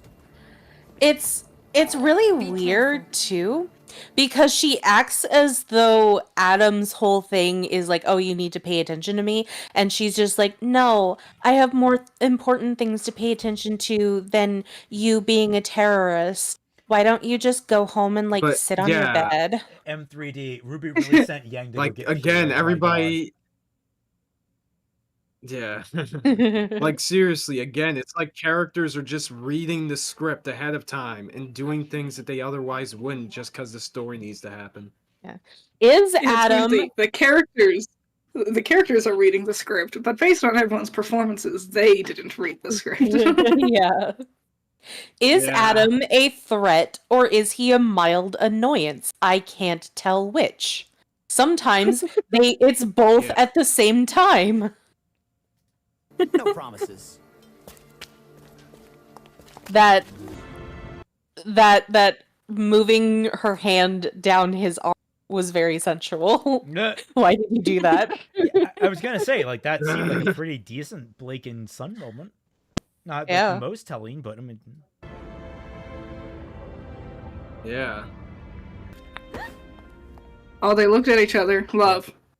All love. and then you have Sun Yep. doing that really cute Where pulling is her the away from her love? parents with his tail. Like, I don't ship Black Sun typically, Yeah. but that was really fucking cute. That was It cute. was. It just emphasizes Yeah, how that's way good more Sun is as a physical character. interaction. Yeah, there's Sun way watching her way go, more realizing he's physical about to be written interaction out of the between show. them than Yang. Yeah. She's such a So, Blake, useless character. She probably wouldn't have even reunited without Why are you Sun's all intervention. sitting on the ground like that? It's so awkward. Yang Ruby came was over like- and sat down. And Ruby was like, ah, and she faints, and that's how they all start sitting. And I'm like, what are you fainting for? What? If you don't want to animate your character because the standing, battle then is- just don't bother. She got the Yeah, and vapors, also, Critter. like, if you're supposed to... Isn't it She got easier the to vapors. animate Also, them this is standing? supposed to... Yeah, I don't know. If this is supposed to showcase that they are tired after the battle, maybe do some more substantial things like battle scars or you know, clothes Oh, being okay. ripped or If we're going to fucking hair start talking being about dirty. the fight at the end of Volume 5, we're going to be here for Don't another you 10 start. hours. Yeah. Let's not. Let's just say it's True, stupid and move True, on. true. Okay. Okay, that's What are not you what I doing thought here? you were going to say. So I'm proud of you for that. I was gonna ask you three the same thing. Okay, I mean, so far so good. I mean, that's a pretty logical chain of questions. That's Background music. That's how you know it's the end of the volume. Anywhere. We've thrown in our unnecessary That's all piano. that Yep. That we're all here together. Right? Blake's just like, I'm going home to Menagerie after this. Like, I only really came to help. Oh, I'm not staying. I'm starting revolution. What are you talking about? Yeah, I'm fighting racism. What you guys are on about? Why? You have not discussed Yang in particular being an issue This at is all. This is so- coming out of nowhere. Yep. Hi, John. John just awkwardly standing in the background watching them. Like, do you guys not have anything better to do right now? You know, maybe you guys should get in the hug. That was it. That was it. They should have gotten in the hugs. Yeah. Because if they... Just hard stop right. When you cut it down like this, it really emphasizes that there is no reason for Blake to be focusing this hard on Yang. It should be the other way around, but it's not. It's just so. It's so weird. To feel guilty. What the It heck? really feels like they were using the music to sell the scene instead of the characters and their journey to sell the scene. And it's like, no, you Legit, use the music legit. to emphasize the emotion of the scene, not to set the emotion. You're doing it wrong. Oh, hi, Marvel Phase 4. Coffee, It feels coffee, like- coffee. You Didn't are a see you there. lifesaver. Guess what she just found? Oh? Hmm. Oh. What? I What, will what, get what, this. Sorry for the stream for a moment. I need to get this Shining link leafy that I on just sc- posted. Okay. There. Pen, let's. While see you're getting what that we ready, got. I was gonna say, it's like Blake knew Yang had issues with her being gone, but she shouldn't know that. She should think maybe they'd be excited to see her. So her, like, weird, like, son was super excited to see her. So her weird, like, apprehension towards reuniting with her team just makes it feel like she's read the script. Yeah. Let's see. I feel like that's a running trend here. They've read, all the characters reading the script ahead of time. This is I don't know where they keep getting it. It's all over the place. This is a Q&A between Aaron and I don't know who exactly, but she was asked, but Jen loves Arkos to the point that Joan of Arc and Achilles would never have had a happy ending. Someone was dying, to which Aaron added, or both. After the now obligatory, I ship it as a fan, not as someone involved. Aaron says Bumblebee, and I'm typing the rest. Look, I mean, as far as the show, I know Sun is meant for Blake, but as a fan, what I want to happen is for Blake to mistake really close friendship or like a brother-sister thing for love and get together with Sun. Then figure she really loves Yang and for them to go. It took until her third Wow. watch through with Bob for Aaron to realize John was using Imperial's armor. That's Wow. so that looks like it's a Now transcript. keep in mind, guys, this was made 6 years ago. This was 6 years ago. Let me see what Coffee said. Maybe she had some extra. Not sure if I can. Well, post- remember, it was planned from the beginning. Yeah.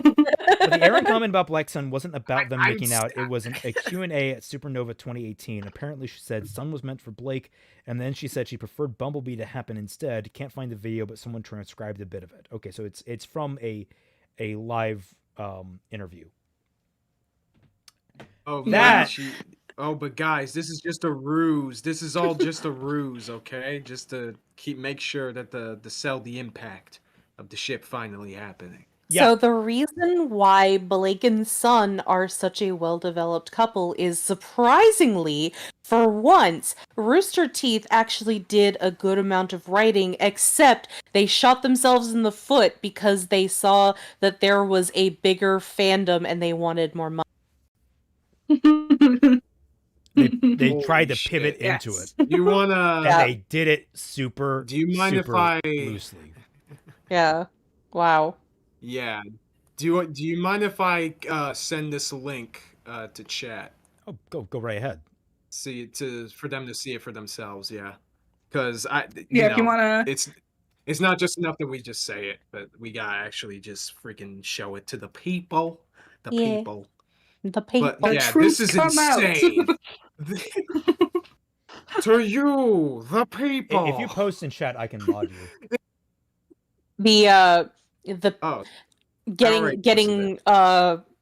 Nobody's gonna get this reference except for Robbie, but getting LC very angry, but calling them the peasantry.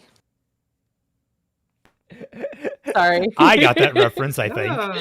Yeah, because you were there when the whole LC incident happened down. Just me complaining about you about it. God, that was such a shit show. It was. It was, but yeah, this reuniting of them, there is no conversation had. It's just all of a sudden Yang just forgives Blake, and I kind of understand what it feels like when you might have something more to do. We'll get into Volume 6 next time, obviously. Next time. But also let me add as moderator. And next time with Volume 6, that's when all the stuff's gonna start happening. That's gonna be we gotta keep our tangents to a real minimum for Volume 6 because there's so much. I was gonna say, like, because when I did Fixing RWBY, a lot of people presumed that we were going the exact same route where we weren't really exploring at all the rough difficulty between Blake and Yang that they had just been forgiven. Completely, like they thought that the ending onsen scene, which we had between Blake and Yang, where they basically made amends to some degree and tried to like start themselves on a path forward, was going to be the be-all end-all of the relationship getting back on track. But obviously, in our Volume 6, we put a lot of time and effort into showing that there's a massive schism between the two of them. There's going to be a lot of talk about how Rooster Teeth fails to do that in Volume 6. Because they tried it. Yes. I won't blame them for trying it, but they really dropped the ball. They did try it. They literally needed one more scene and everything would have been fine. One more scene that was like 3 minutes long. Not everything. Everything else would have been fine. It was smooth the whole way. Almost it would be doable. It would be doable. If you literally put a gun to my head and you had to say, okay, you choose one. You either have like one scene and change nothing else or whatever. Then like I would gladly choose just to have the scene and have nothing else change. Like, okay. That analogy fell apart towards the end. That you know when you get a taco and then you bite into it and just everything falls out the back? That's what happened there. I was like, yeah, I'm here for this analogy. And then you said, and whatever. And I'm like, maybe we can still save it. I was going to say, you were really invested in me having a gun to my head, Critter. I'm very concerned about that. If they had done this, two in character. If they had done that and had the one conversation, it wouldn't have necessarily made it made the progression of the ship really fucking weird to follow. But at the very least, there was some logical thread. But we'll get into that with Volume 6. It's so much more deep. I thought we were going to go a little bit into Volume 6 in the stream. We ended up filling 3 hours. And it's are we only doing 3 hours now? Well, I have to eat. No, you and I'm don't. sick. My mom has put the freaking pizza in the oven. Twilight, remember. Yeah, Twilight, remember, I'm the robot here, not Raymond. You can just eat some birdseed, it's fine. Oh my god. No, the No, last time I ate the pumpkin seeds we have, it got stuck in my teeth and annoyed me for like half a day. It sucked. well, that's what your enormous buck teeth are for. Oh, shut up. Wow. Wow, an assassination. Golly. I mean, thankfully he's a phoenix, so he can come back from that, but Jesus. I know what you mean. I hate that when it happens. That's why I usually get soft cell chocos. Soft cell chocos. What the fuck? Fucking buck teeth. No. Soft shell tacos. She sells by the sheep. Damn, I can't do that. It happens with those two. Don't pretend like it doesn't. Like you get just a little bit too much in a soft shell, and it'll all come out the back anyway. I think it's because you can fold up the end of a soft shell to make like a little mini burrito, basically. Yeah. God, I love burritos. Oh, Yeah. I've been going on a vegetarian diet for the last month, and I really miss meat. That's why. Is it for like health reasons or? It's for fun. It's more exciting to come up with dinner ideas if you limit yourself. Oh. And so, but Also, we did new this last Denrix. year. Did it again this year. I'm hungry. Man, am I hungry. I was gonna say, like, if it's a self-imposed challenge, you're allowed to break it once in a while. No, but then I'd lose. It's a competition. That's very fair. Well, You don't wanna worry. ever lose. I will have a chicken burrito tomorrow in your honor. Thank you. All right, just sent the link in, everybody, so y'all can check it out. Yay. Yay. Do you guys also remember Barbara, the infamous, if you don't Is like everything RWBY, don't okay? watch it? And a lot of people went, okay, bummer. I mean, the one that still sticks out to me is when she basically mocked Floof to his face. I can't get over that. Mm-hmm. Oh my god. That one was so, like, disgusting to me. And I think that was really where a lot of my goodwill towards Rooster Teeth started to really evaporate. I didn't even know that was Floof. I PR. just saw the clip of that and I was like, I think that you're a terrible person for doing that. I can't remember if it was before Yeah, or but after I knew Floof this that I is saw that. And like Oh, going might off have that been thing we were before, saying earlier because- about people undermining animation and thinking it's for kids. You know, Yeah. he asks a question. It's a cartoon. Oh, so that means nothing needs to ever Oh make yeah, sense keep ever. in mind. My immediate response is, it's your fucking Yeah, and job. keep in mind this That was, shit. that was what I said. Yeah, I said it's exactly. your job. Yeah, listen, lady, you are literally number one. This is like one of your big main claims to fame, and you're literally fighting people on the internet over this fucking cartoon. The only Nut reason up, someone bitch. Come the fuck on. the only reason someone is standing here in front of this huge stupid convention center to ask you a fucking question is because of that cartoon. So put some fucking respect on it, idiot. For the context, Floof asked you a question serious? about how John managed to recover Pyrrha's equipment after the fall of Beacon, and hilariously, when they actually did buckle down and try to answer the question, both Carrie and Miles gave contradicting answers. Because they didn't honestly really think about it. They didn't. Wow. Which is fucking poetic, isn't it? But- The first response, absolute dissuading of the criticism, and then there's two responses that aim to address the criticism and completely contradict each other. Oh, Well, hi, freaking Ironwood. The thing is, Snifflets. Didn't see they you were there. very wishy-washy on the language, so it was sort of like, well, it could have been this. They didn't nail anything in stone. They just gave options for what could have happened because they didn't know, and it was just very. Still. Bad at their But jobs. still, it's so poetic. Honestly, I think about how I would have answered that. I was like, I honestly don't know, and I've been like, that's probably a flaw in my writing. Let's quickly workshop. Any ideas, anyone? It's like, oh, here's an idea. You know what? Yeah. That sounds good enough. I don't think it contradicts anything. For now, we'll run with that. If we have any contradictions later, we'll try and fix it. But Miles and Carrie are so like Dude. embarrassed by the fact that they don't have every single little tiny detail planned out from the start that they'll insist that they have these Their own things fault. mapped out somewhere in their precious like Bible of the story. Yeah. The precious Monty's plan that Yeah. totally exists. Yeah, just there are a but, lot like, of good stuff whoever- out there that weren't planned from the beginning, that came off of the seat of the writer's pants, but it still worked well because they Like, had literally- the skill. They had the skill to pull it off.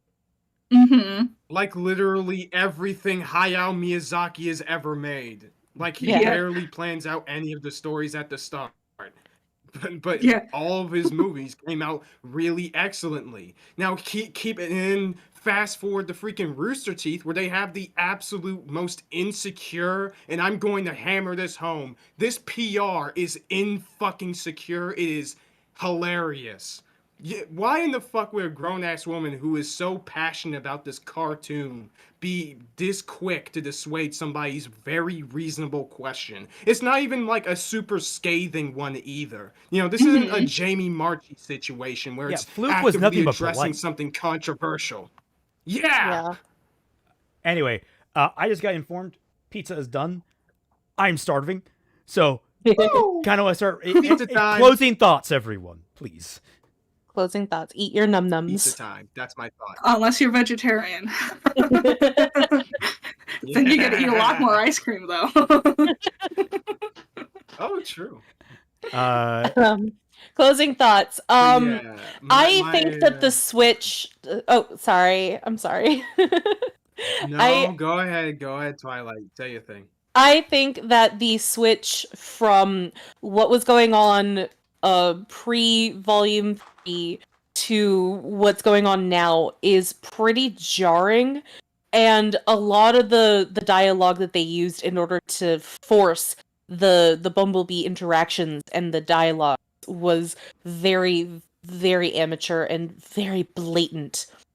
Like, this is a writing that I would expect from a 14-year-old on fanfiction.net, not a grown-ass adult who gets paid Much less to two write grown-ass this. Yeah. If this were Keep in written mind, by a these are two 14-year-old on grown-ass fanfiction.net, I would stop following.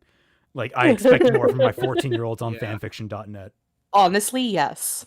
Yes. I believe I wrote a better story when I was 14. My Metropolis fanfic that I only got 3 chapters in was better thought out than that, because I actually thought about what it would be like after the ziggurat fell down and people like starving and being injured and all that kind of stuff. Like, I at least thought about that, and I was 13 years old.